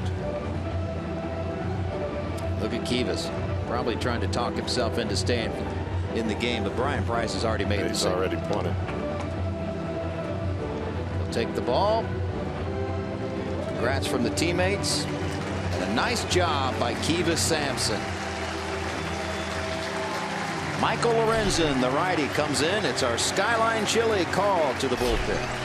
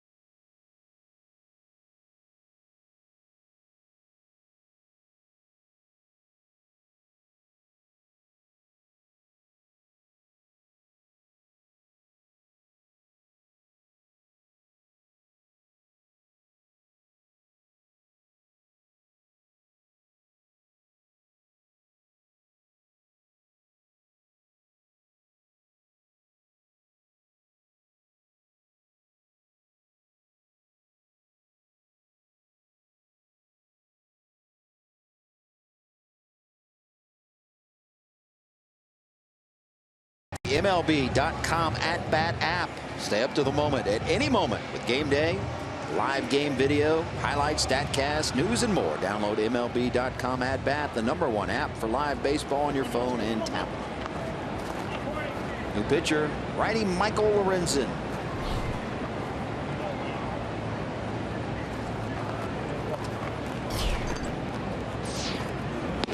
Lorenzen coming on mid at bat. Now a 2-0 count to Michael Bourne. You look at Lorenzen's numbers.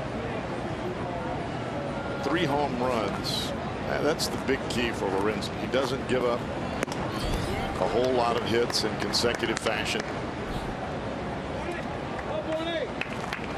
But the key for Lorenzen is pitching down in the strike zone and being able to get that breaking ball over for a strike. He's got phenomenal stuff.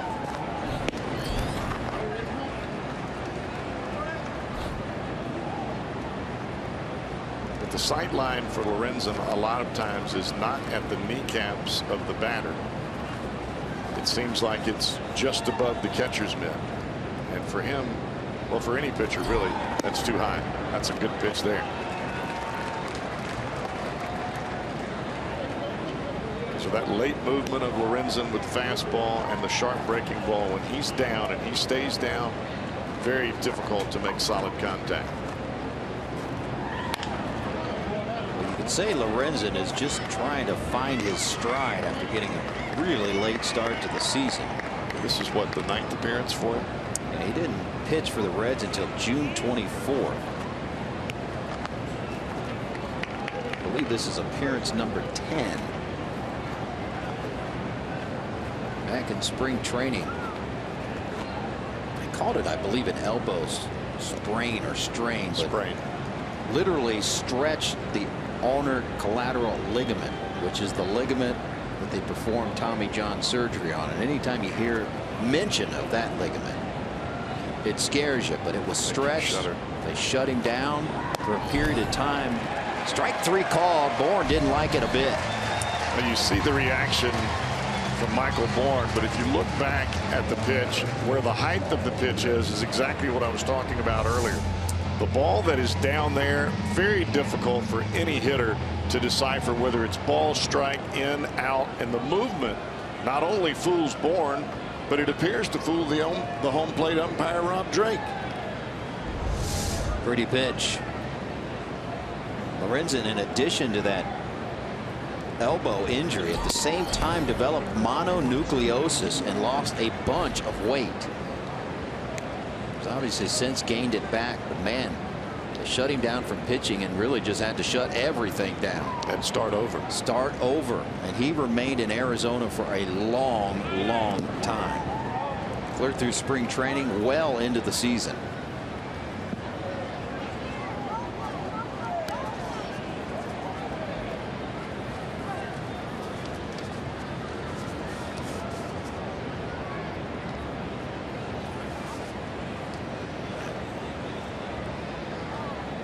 One pitch to Paul Goldschmidt.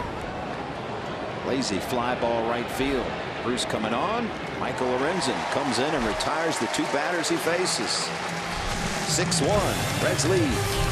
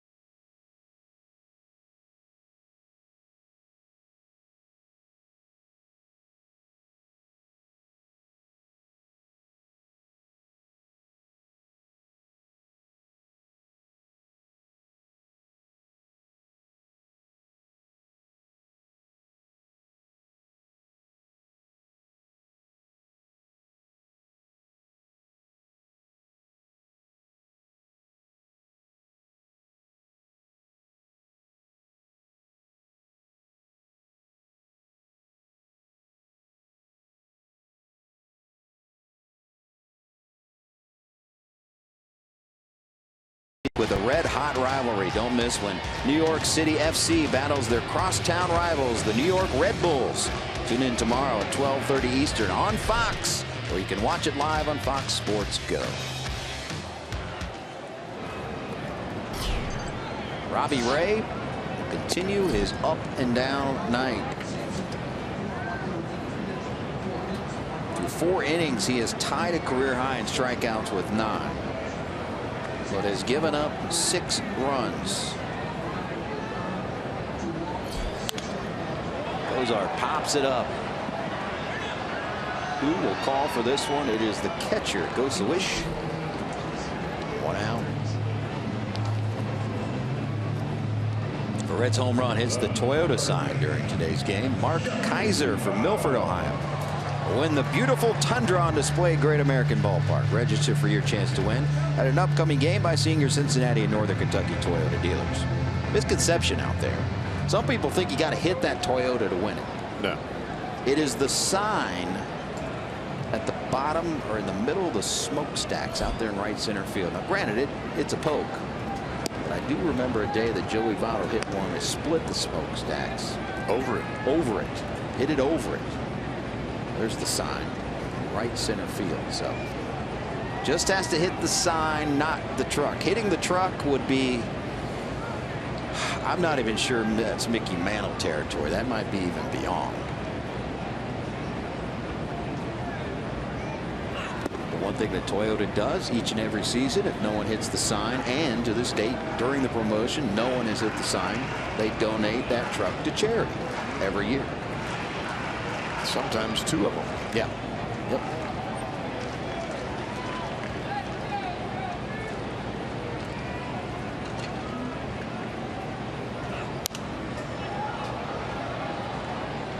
Big shift again against Votto.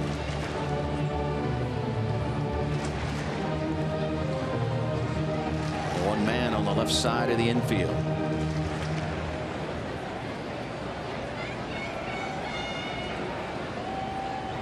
One ball, 2 strikes to one of the hottest hitters in baseball. Waited on it, fouled it back. Gosawish wanted that pitch down in the dirt, and that ball hung right in on the hands of Votto. See the catcher tapping the ground. You see where that pitch ended up. It backed up right in on the hands of Votto. Saw Joey like, ooh, man, I wish I had that one back.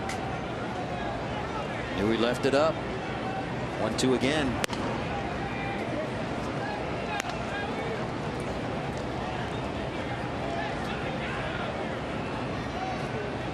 You get the catcher behind the plate, rubbing on the ground with the mitt. You try to throw that ball a little bit too hard, and it comes out of your hand too early.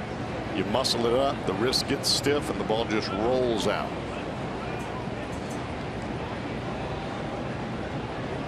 Two pitch to Votto. 3-2.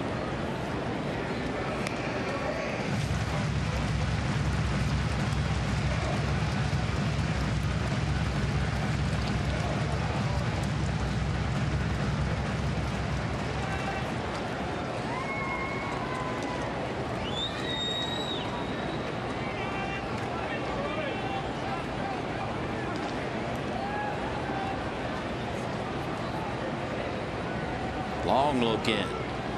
Ray finally bringing it.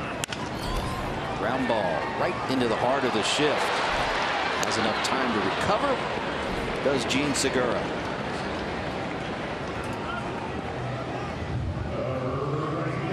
So ground ball basically hit at the second baseman, but it scored 6-3.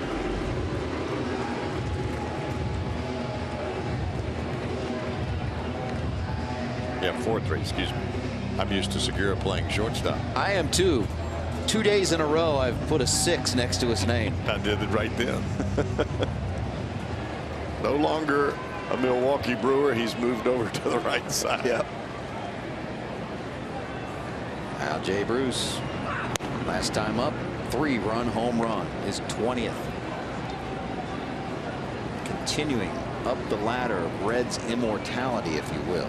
I mean, book it, he's going to be a Reds Hall of Famer one day.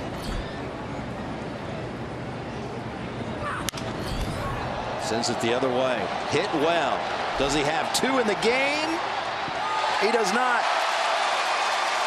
Off the wall. Bruce thought about third base, but put on the brakes. It looked like it hit off the yellow line at the very top of the wall, and Brian Price is already up to the top step. The fans out there in left field are motioning home run. Bruce hit it on the nose.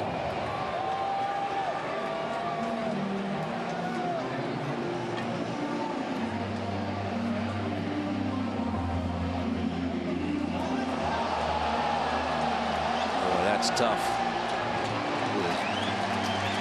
Brian Price, it doesn't have to be a manager's challenge on a home run, so why not have him look at it? If it's a close call, the umpires will indeed take a look on a home run. So, crew chief Jerry Davis will come in from second base. They'll put the headsets on and let New York decide.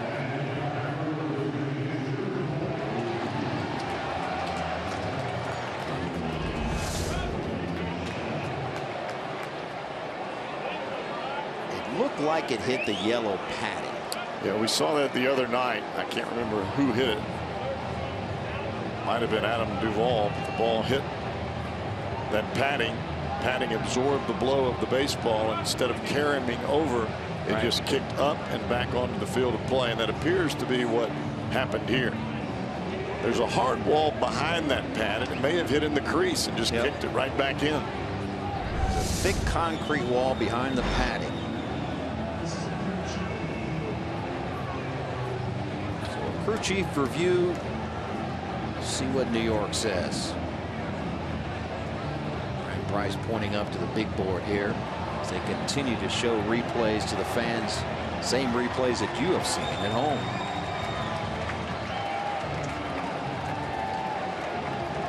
So it's either home run number 21 or 22nd double for Jay Bruce. And many times we'll see the ball hit the top of the line. It's a double. Hit a railing in the back and kick back on, but that ball seemed to hit right on the yellow line, the padding, and kick right back onto the field of play. The call was confirmed, which means they agree with the call on the field. Now we're going to have a trip to the mound.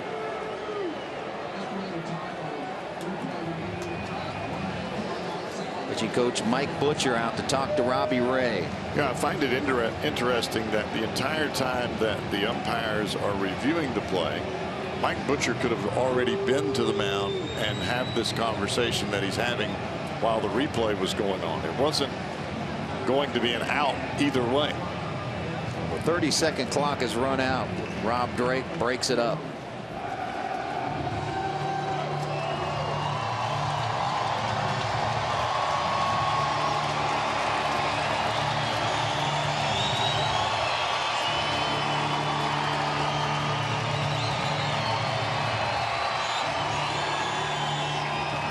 Jay Bruce now with 22 doubles on the season, trailing Zach Cozart by 1 for the team lead in that category. First pitch to Adam Duvall, called strike 1.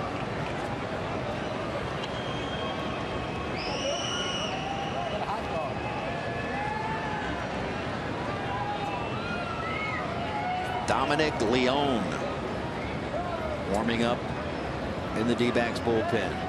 Pitch number 99 for Robbie Ray. And maybe that was the reasoning behind Mike Butcher delaying his time going out to the mound, was to give his reliever a little bit of extra time warming in the bullpen.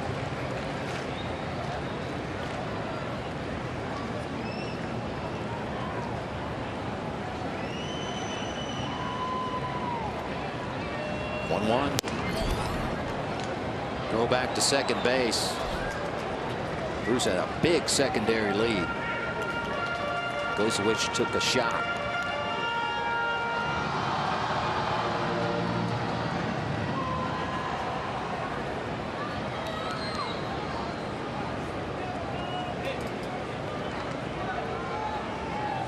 One ball, 2 strikes to the Reds left fielder.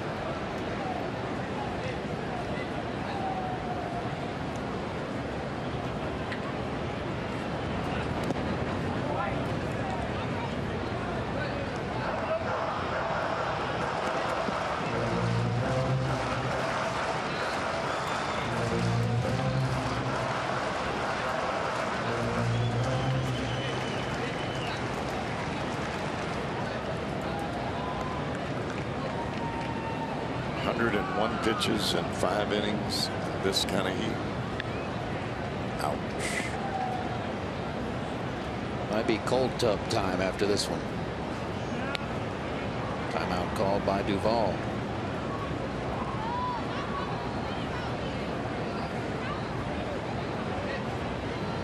You had the cold tub back in your day? Yes. Of course, we had VHS recorders.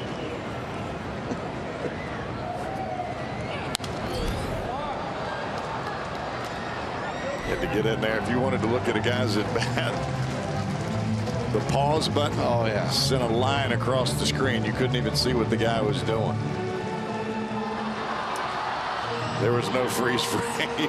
And there was no high definition. No. The only high definition you had was live and in concert when you were standing there watching from the dugout.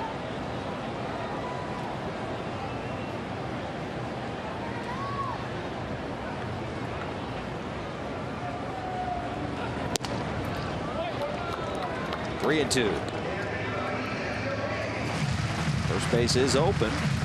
Bruce at second, 2 outs.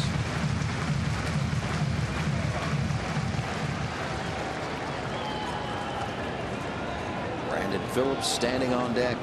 Robbie Ray keeps looking at his fingertips. You almost wonder if he's developing a blister as he goes along here in this ball game.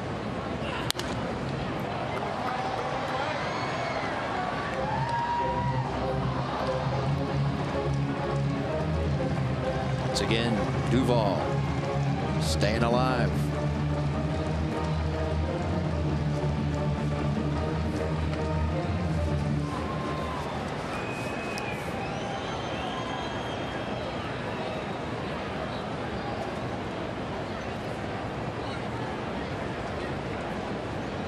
Eighth pitch of the at-bat on the way, and he strikes out Duvall. Robbie Ray gets through 5, but his team is down by 5.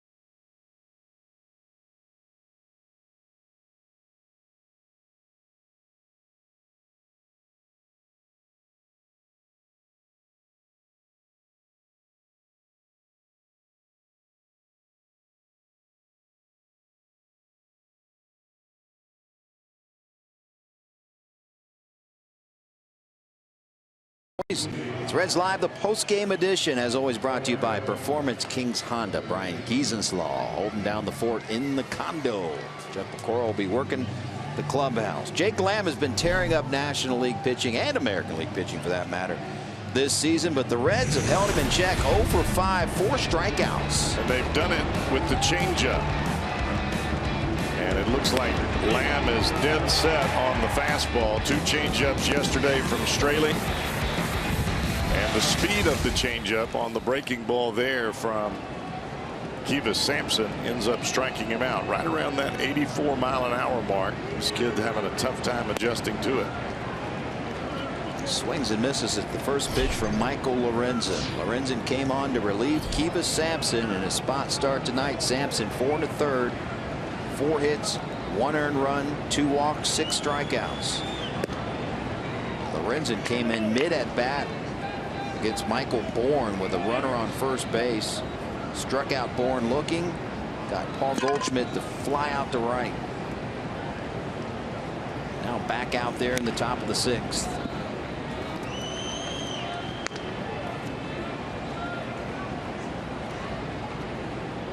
There's a changeup there by Lorenzen. It was 90 miles an hour. Even that pitch, Lamb hit off the end of the bat.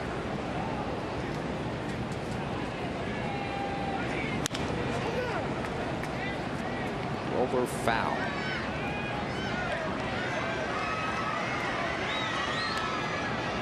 It's going to be interesting come spring training in 2017 for the Reds. You're going to have a number of pitchers and decisions to make. Starter, reliever. One of them is that guy. It's all about competition. I think that's what the Reds would like to have. Get guys competing for jobs. The best 5 start every 5th day. Hopefully you'll have a completely healthy Homer Bailey by then. I would think so. Yeah, I would think right now, just looking at Homer Bailey's progression and his numbers, especially in his last ball game, he had 5 innings of 2-run ball. He gave up 3 runs in the 6th inning, but you're trying to push him forward in each of his rehab starts. Brian Price says he ran out of gas in the 6th inning, and Homer is smart enough to know he took himself out of the game. Hey, I'm out of gas. There's no reason to push it when I'm on a rehab stint. A big league mound might have been a different story. The Reds had Lamb played perfectly. Cozart was playing behind the bag at second base. Hit it right at him. And there was a day that Homer Bailey probably wouldn't have taken himself out of any game, but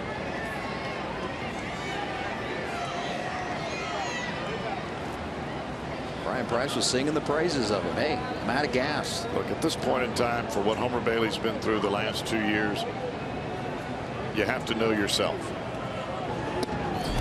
There'll be one more start at least at the AAA level before they consider putting him back in the rotation. They'd like to get him above the 90 pitch mark. 97-mile-per-hour heater from Lorenzen. And just having Homer around, because he is a tell it like it is guy. And these young pitchers, they need some leadership.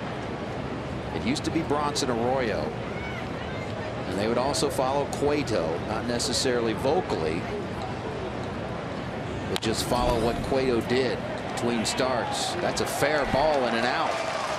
Good job by Tucker Barnhart, bouncing out quickly, getting that ball right out in front of home plate. It started on the plate. A lot of times for a catcher, if you pause momentarily, that ball will spin back into foul territory. Barnhart out quickly to get after that baseball. You see it rolling up, and right on the corner of the plate, he grabs it right there. The plate is fair territory. Tomas rips one but foul. Did he catch that ball? The ball was smoked. Yeah, hold that ball up.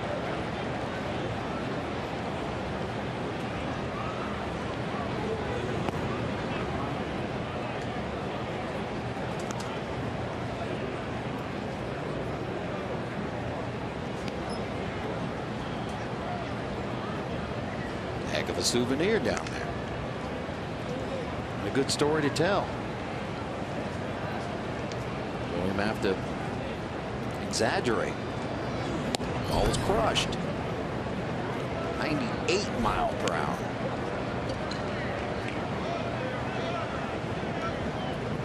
Velocity much different for Lorenzen out of the pen than as a starter. Can rear back and get him some.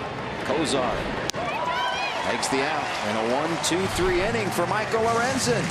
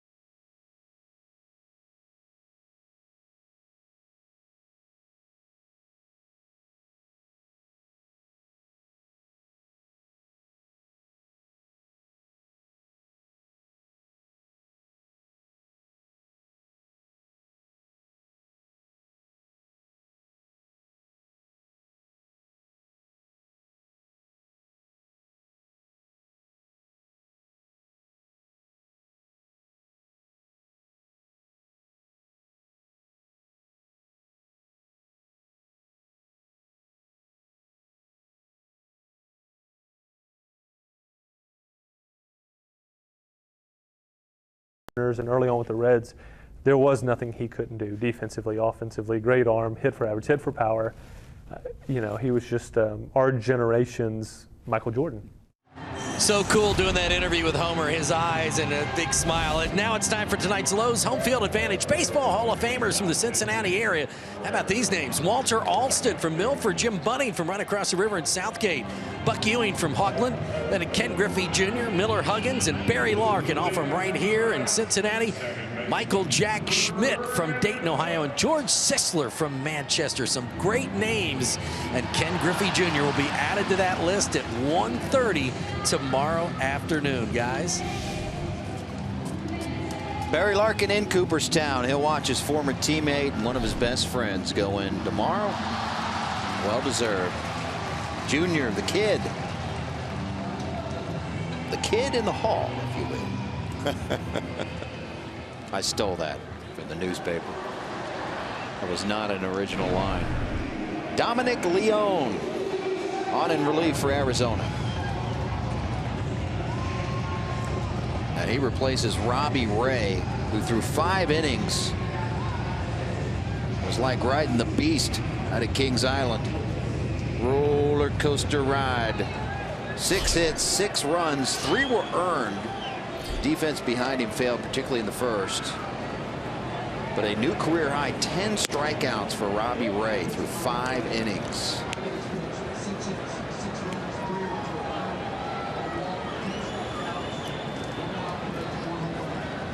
So that's one of those where, yeah, you set a new career high, but not really caring much about that at this moment.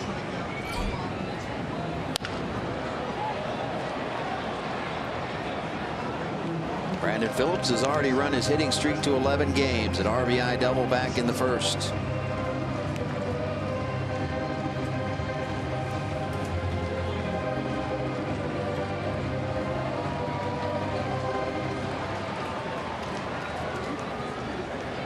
Dominic Leone, 5'11", 210.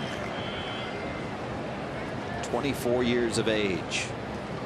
To find his way in the big leagues. Was recalled from AAA Reno on July 6th. They're going 4-2 and a .386 earned run average in 29 games down there.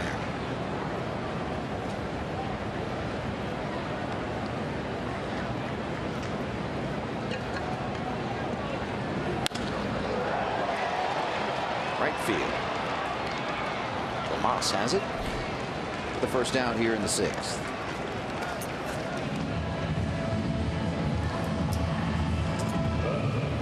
Eugenio Suarez. And as Junior goes into the Hall of Fame tomorrow, on this date in Reds history, take you back to 2000. Boy, it was a big day in Reds history. Tony Perez, Sparky Anderson, and Bid McPhee were inducted into the National Baseball Hall of Fame and Museum, and Marty Brennaman received the Ford C. Frick Award, Cooperstown, New York. First time that the Hall of Fame honored 4 men representing the same baseball club in the same year. What a date back in 2000. Suarez, hard hit ball and past the shortstop Owings. Sure, Owings was kind of in between steps, wasn't sure what to do with that ball.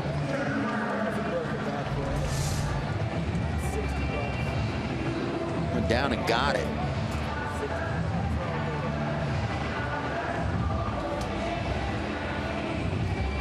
First hit of the night for Eugenio. It was almost as though Owings didn't read the ball off the bat. He froze for a moment and then just kind of lunged for it.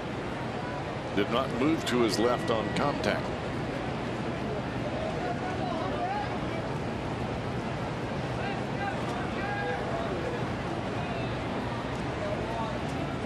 One out and one on. Tucker Barnhart. Ground ball to short. Picture perfect 6-4-3 double play. 4 through 6. All red so far.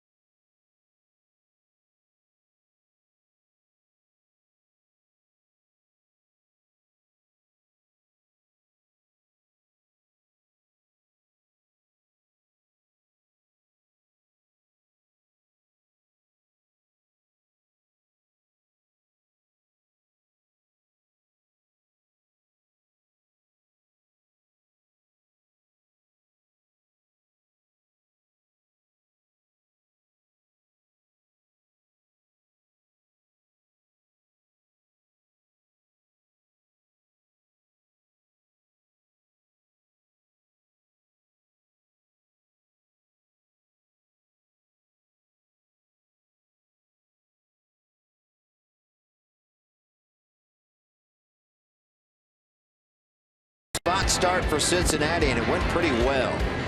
We're in the third innings, 4 hits, 1 earned run. He struck out 6 batters. And he got some run support early, but it came via a gaff by Jake Lamb. 2-run error in the first as the Reds erased a 1-0 deficit, took the lead, put a 3 spot on the board in the first and a 3 spot in the third. A 3-run home run, Jay Bruce, his 20th of the season. And the Reds have a 6-1 lead. As we move into the 7th inning here at Great American Ballpark, Reds trying to win their 3rd consecutive series. Here in game 2 of a 3-game set against Arizona. And Michael Lorenzen back out there for his 3rd inning of work. First pitch swinging is Brandon Drury. Easy play for Cozart. An easy first out.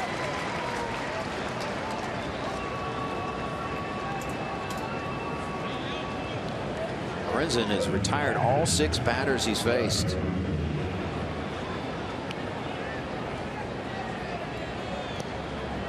Three of those batters ground ball outs right to Cozart. Now Tuffy Gosewich.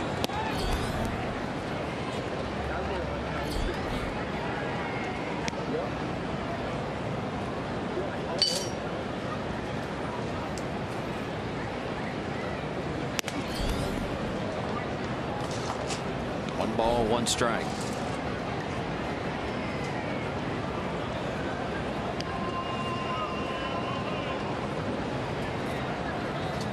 And the 1-1. 1-2.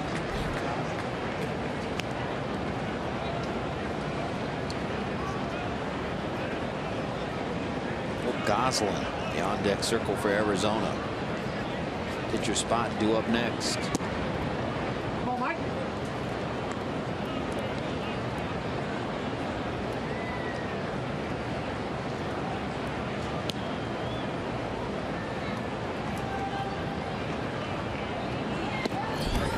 Got him. Wow. Pulled him badly. On a 97-mile-an-hour fastball, basically a check swing.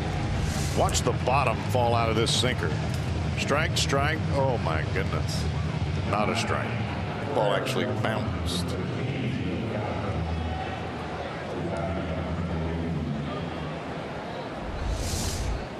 Lorenzen with great movement, especially when he's down in the strike zone. And he's been down here tonight. Retiring 7 batters he's faced.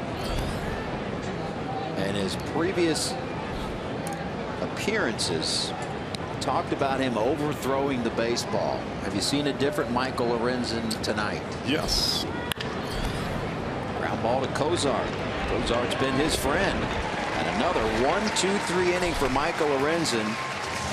8 batters up, 8 batters retired by number 21.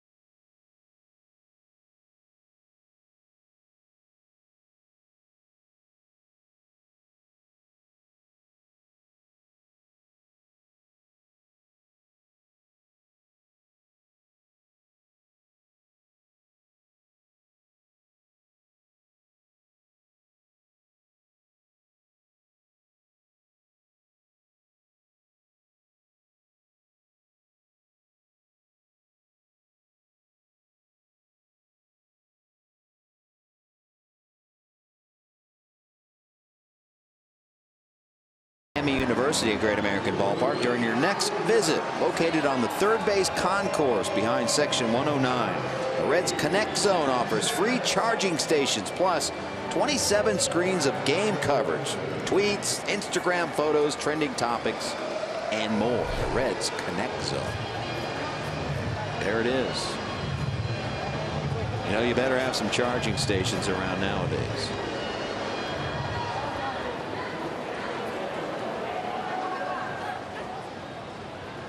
Reds on the cutting edge, always. Here's pinch hitter Tyler Holt. He's facing a new pitcher in Jake Barrett. Barrett actually has some of the better numbers in the pitching core for these Diamondbacks. This is his 40th appearance. ERA just under 3. Riding an 8-game scoreless streak as he comes into tonight.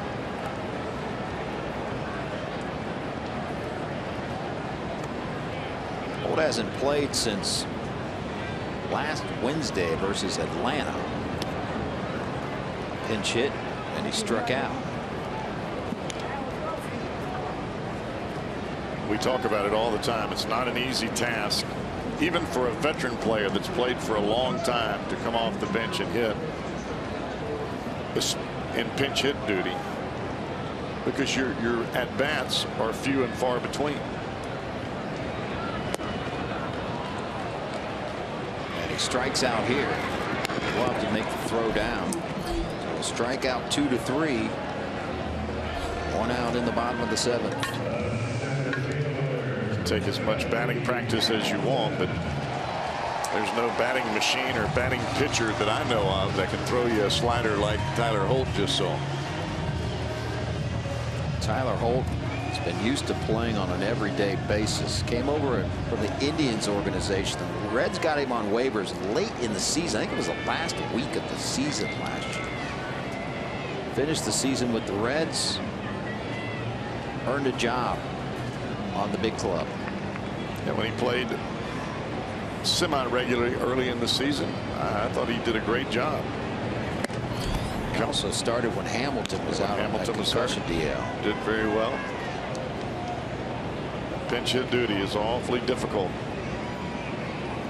Started 7 of the 8 games that Hamilton missed back in June. Like Billy, Tyler Holt, energy guy. High energy player. Billy 1 for 3. Sometimes that high energy works against you in pinch hit categories. As you're trying to be very aggressive, and if you don't get that first pitch, trouble. 1-1 pitch to Billy. 2-1.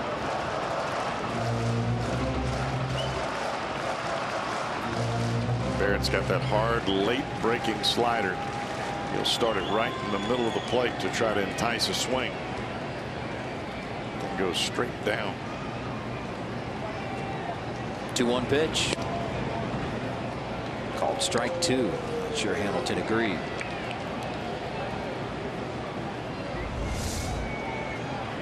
Looked like it was off the plate. Way off the plate. Bob Drake might have plans after the game. 2-2. Grounder right at Segura. Has to take a bad bounce. High hop tires Hamilton. That ball just shot in the air. Agility by a second baseman. Former shortstop. You see that topspin really jump that ball up in the air, but Segura able to make the play and make it look easy.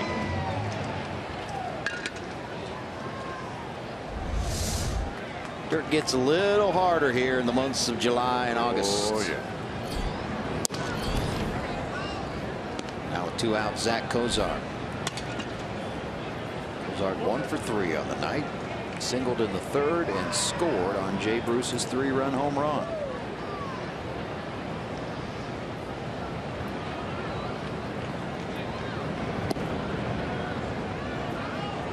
Barrett's a biggin.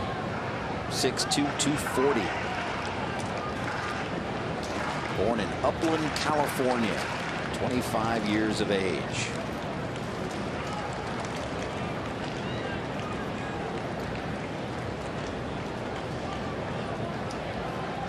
And 1-1. Left field. Second hit of the night for Zach Cozart. You like to see that because when you flip-flop guys in the order, Cozart had settled in that leadoff spot and was really aggressive in that leadoff spot. A lot of times you move a guy out of his comfort zone, he'll struggle a bit. But I think a guy like Cozart, he has the ability mentally to embrace it and know that Billy Hamilton is the future of this club as far as leading off. At least that's what the Reds would like to have happen. And I mean, Zach even said, I'm not a leadoff hitter. I was just holding the spot, waiting for Billy to get there. Oh, and he even joked. He said, I think they just want me to hit more home runs. Well, the key for me is Hamilton with a hit tonight, a 6-game hitting streak.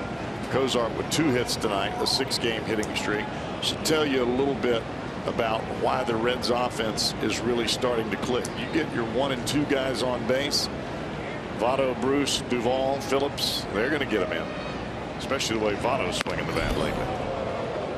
Well, Adam Duvall and Bruce were carrying this offense and when the Reds did have success.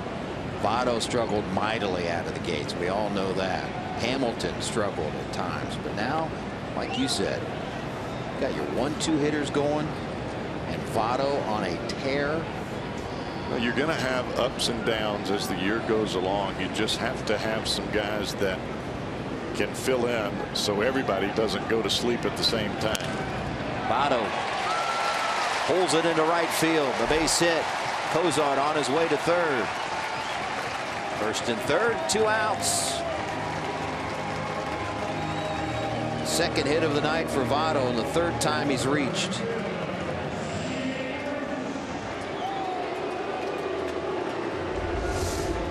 Votto goes down, gets this ball.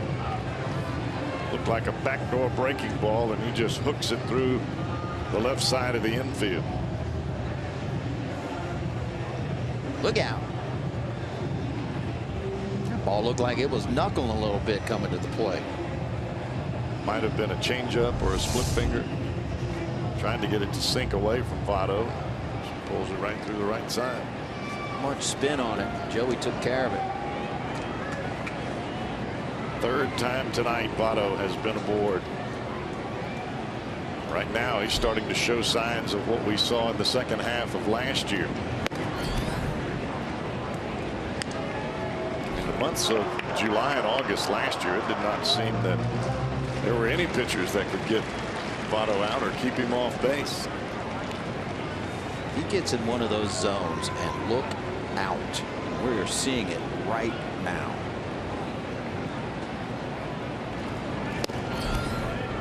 Jay Bruce, a home run tonight and nearly 2 home runs. He came inches away last time up. It was a double off the top of the wall. It's a crew chief review. The call was confirmed. It ended up being a double, his 22nd of the season.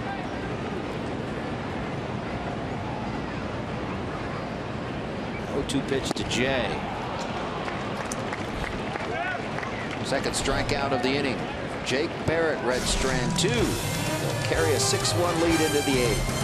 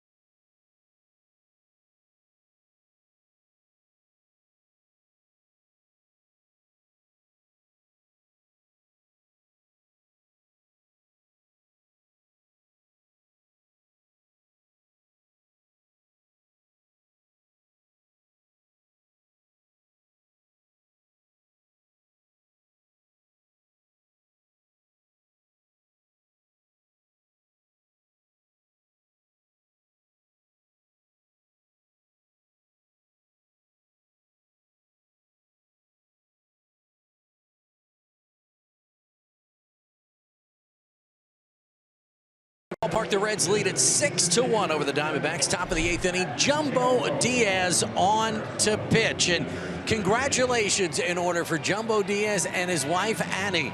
They have one child. Well, he just got the news. They've got another one on the way. 13 weeks she is. She's due in January. He has a 2-year-old son, Jose Alejandro, and he and Annie are going to have their second child. He couldn't be more excited today when I talked to him.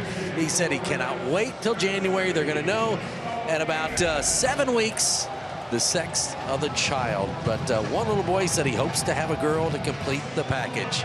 Guys, says, you know, there's nothing better than having kids, and he's getting ready to have number 2. Well, congratulations to Jumbo and his wife. And Jumbo Diaz is a likable guy. He's had his struggles and took a long time to get to the big leagues.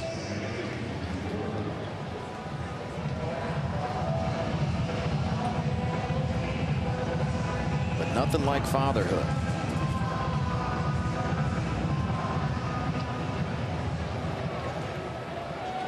Typical pre-pitch routine. Wearing the goggles nowadays. 32 years of age now. Hailing from the Dominican Republic.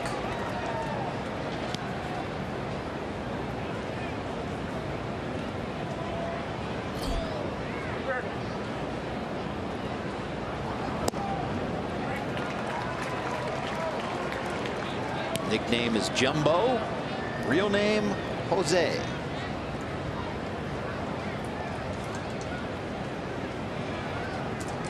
Well, when you look him up, any type of baseball stats, as he strikes out Gene Segura. Slider, slider, split finger, it appeared, for strike 3. A liberal call. Actually, that was a breaking ball that just came out of the hand a bit early. Nice frame job, Tucker. You look Jumbo up. It is indeed Jumbo. Not listed by Jose Rafael Rodriguez Diaz. If you want to go with his complete full name.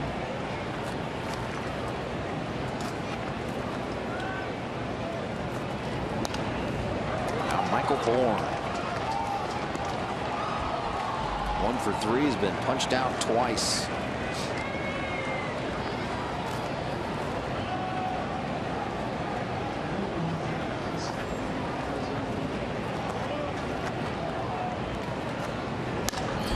Ground ball. Cozart's been a busy man of late. 2 outs.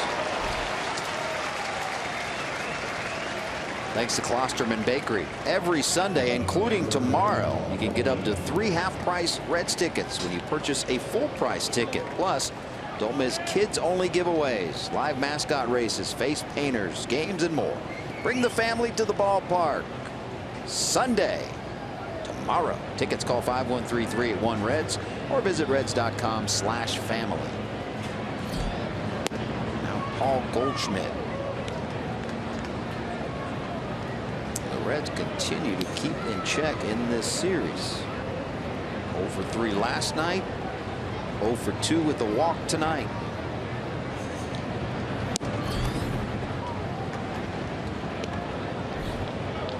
And if you're looking to one of the keys to the series so far, it's how they've handled Goldschmidt and Jake Lamb in the middle of that lineup.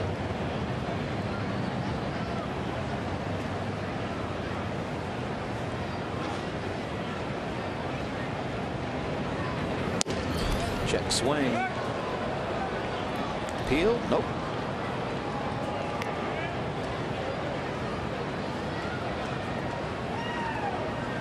3 balls, no strikes.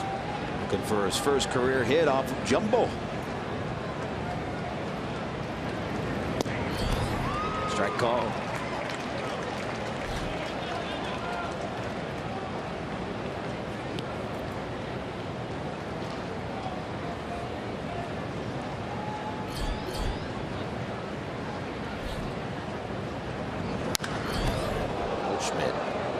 One the other way, but foul.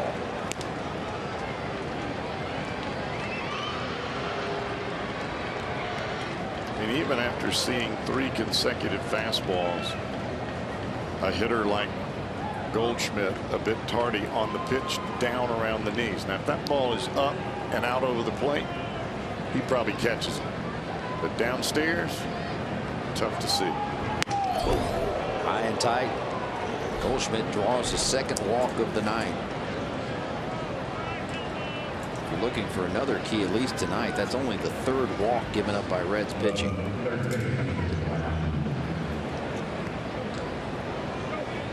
Two of them to Goldschmidt.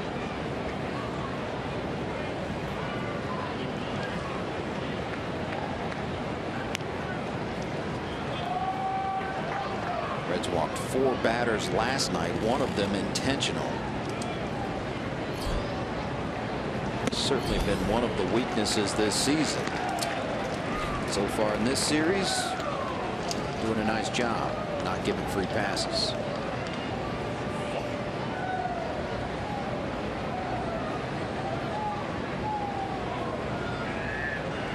There goes Goldschmidt.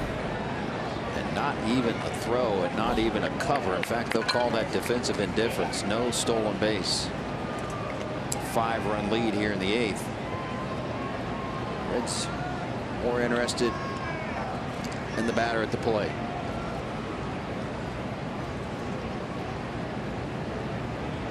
One pitch.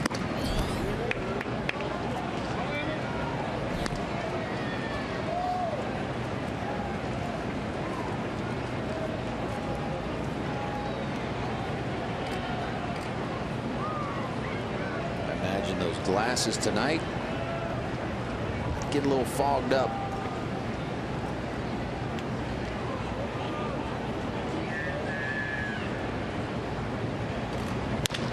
Ground ball. Cozart, who was playing behind the 2nd base bag, had to go to his right in an off-balance throw. We've come to expect routine plays from Zach Cozart.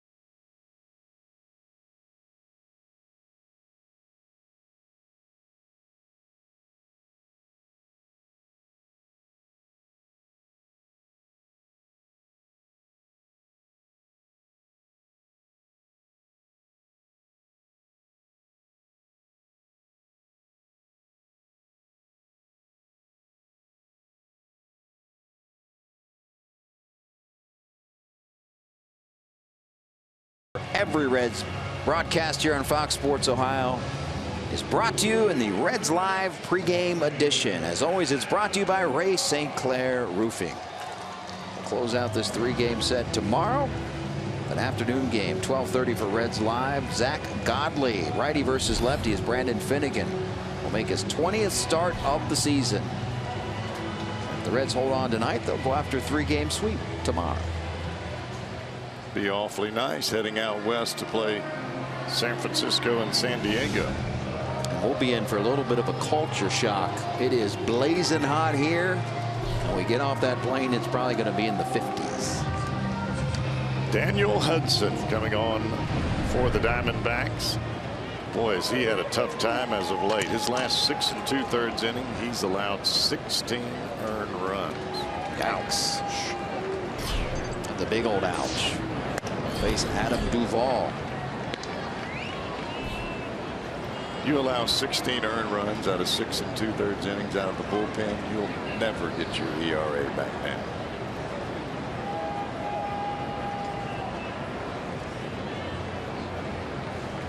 That's just that pains you to even say it, doesn't it? Just getting covered. As a former reliever, I can see it in your eyes. Oh, it just hurts pains me. you.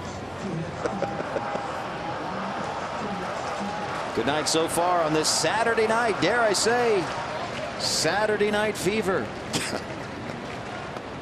How did I know that was coming? And we're speaking, of course, of the special guest in the crowd tonight, released in one of the boxes. That would be John Travolta. He was just on the big board blowing kisses to the crowd. And what I'm most impressed about John Travolta, he's in town shooting a movie. Jeff McCarl had that story earlier. That he's still here in the bottom of the 8th inning. I'm impressed.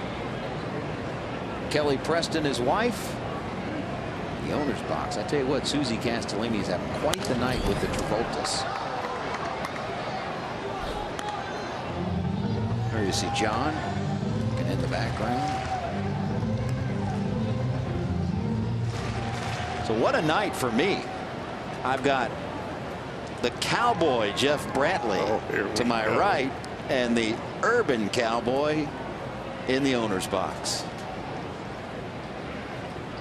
You're a mess.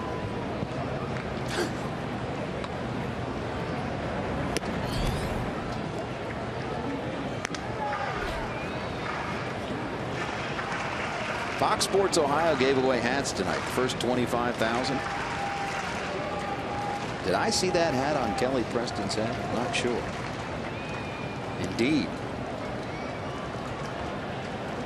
That'll work. When we set to give out those hats, I'm not sure we thought that it would be on the head of the wife of John Travolta. That's exactly what's happened.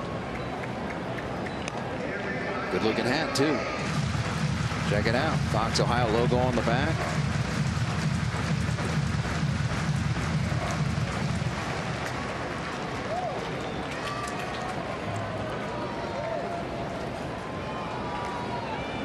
Three balls, 2 strikes to Adam Duvall.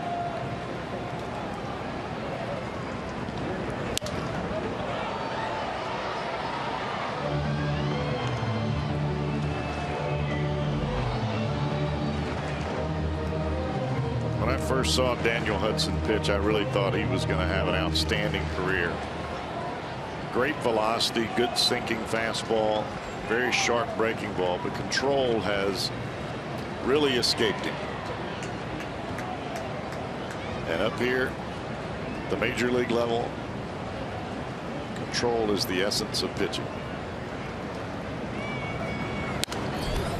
29 years of age is Daniel Hudson now. 6'3", 230.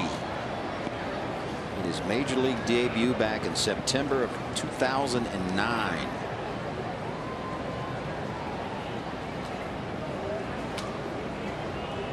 Product of Old Dominion University.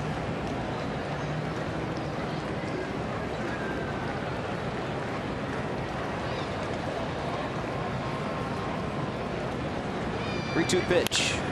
Rip down the left field line. It's a fair ball. Duvall on his way to second with a stand-up double to lead off the bottom of the 8th for Cincinnati.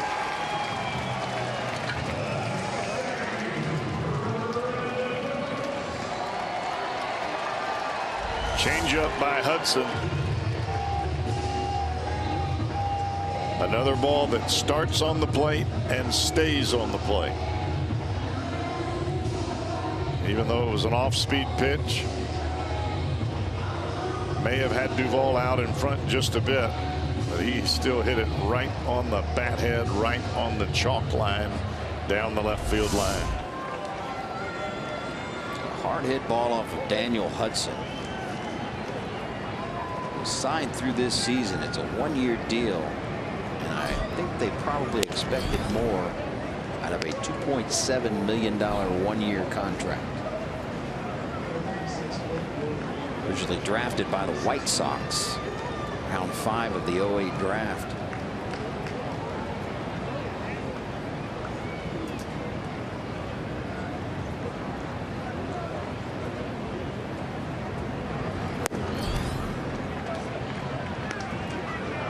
Now in a 6th season pitching for the Arizona Diamondbacks.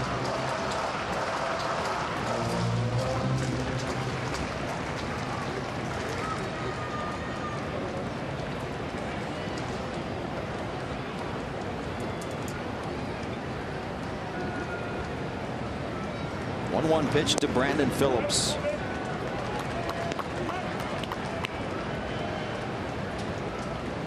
.319 hitter with runners in scoring position this season. Looking for a second RBI of the night. It has been a good stretch for Brandon. That hitting streak now at 11 games.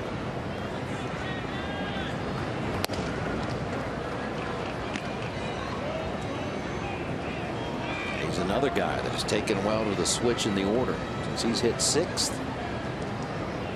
Turn the wick up a bit. Call it what you want. Message sent, or just Brandon being Brandon, going through a good spell.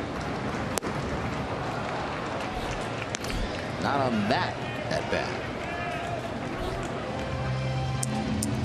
13th strikeout tonight by Reds batters. And a whole bunch of those, but the only column that matters is that one that says 6 for Cincinnati and 1 for Arizona.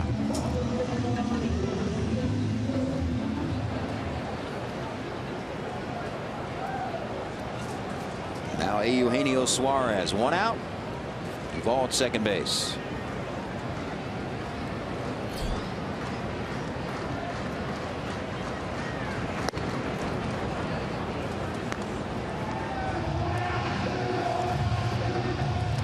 Much better changeup there from Hudson. That pitch stayed on the outside corner instead of running back over the middle of the plate as the pitch to Duvall did.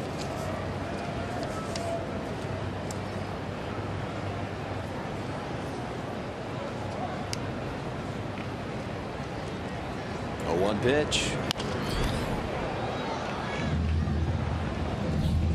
Hudson at 0-2.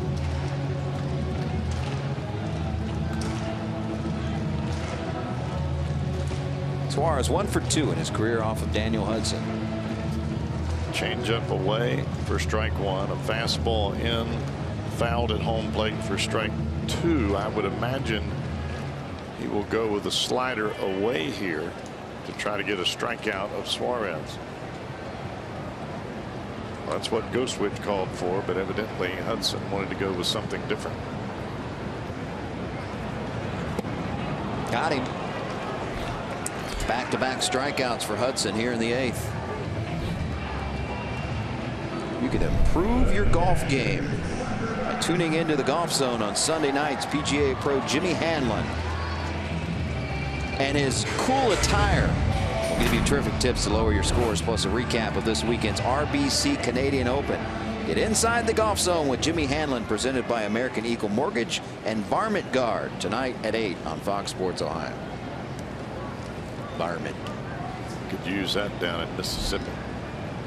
Well, Varmint Guard. That'll be Sunday at 8, not tomorrow, at 8. We got a lot of varmints. In Mississippi? Yeah.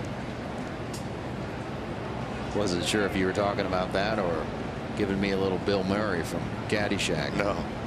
Varmints. Being serious.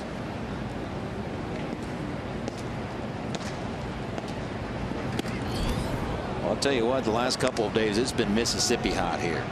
You're exactly right. The humidity has been high. It's been muggy. No breeze to speak of. And the flags are, I mean, there are no breeze. You step outside, you feel like you need to go back in and take another shower. Heat index above 100. It's supposed to be scorching tomorrow. Broken bat, and it goes flying into the stands. Goldschmidt will make the play himself. Let's hope everyone's all right. That ball went halfway up the lower bowl. Here we go to the ninth.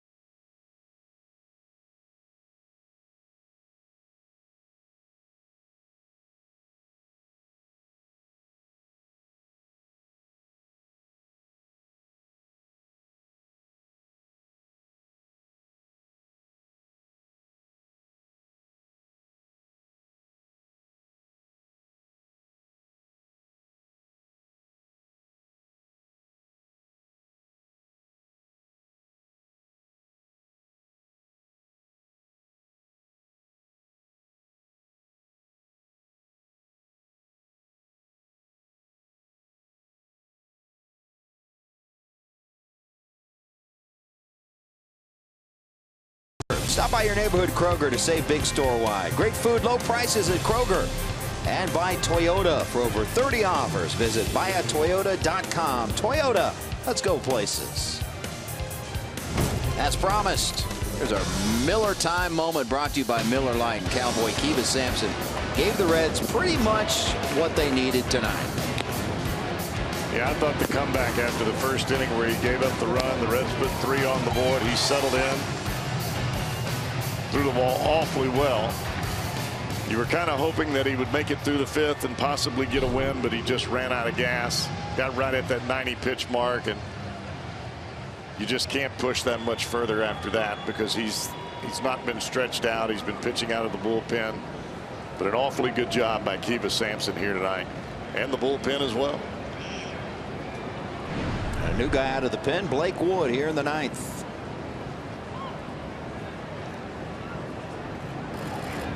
Looks like a clean-shaven Blake Wood. It always hasn't been the case this season. A little scruff going. Chris Owings at the plate. RBI single back in the first has since grounded out twice. Last time 2 unassisted. This time 2 to 3.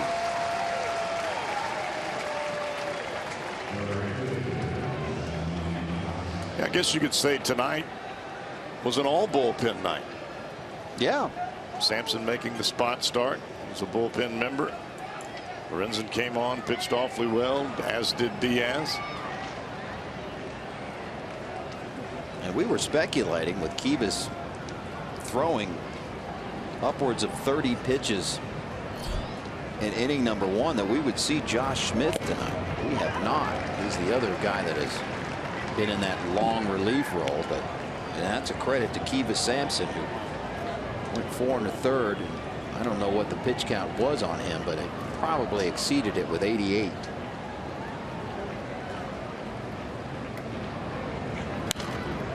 Blake Wood, last 13 games, 16 innings pitched, 1.13 ERA. As tough as the bullpen had it early in the season, they have resurrected seemingly everything down there. Big time. 0-2 pitch. Swing and a miss. The Diamondbacks down to their final out. 10th strikeout of the night for Reds pitching. And you look at this bullpen.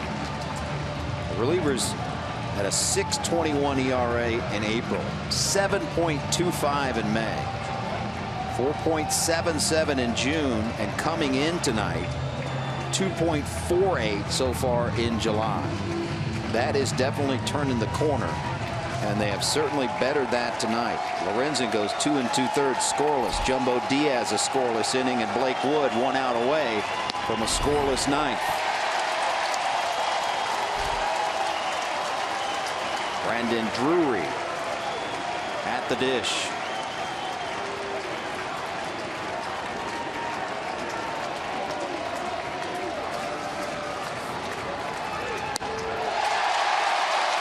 He's ahead 0-2. Fans wanting that 11th strikeout. It would be double-barreled action, a win and a win, if you will.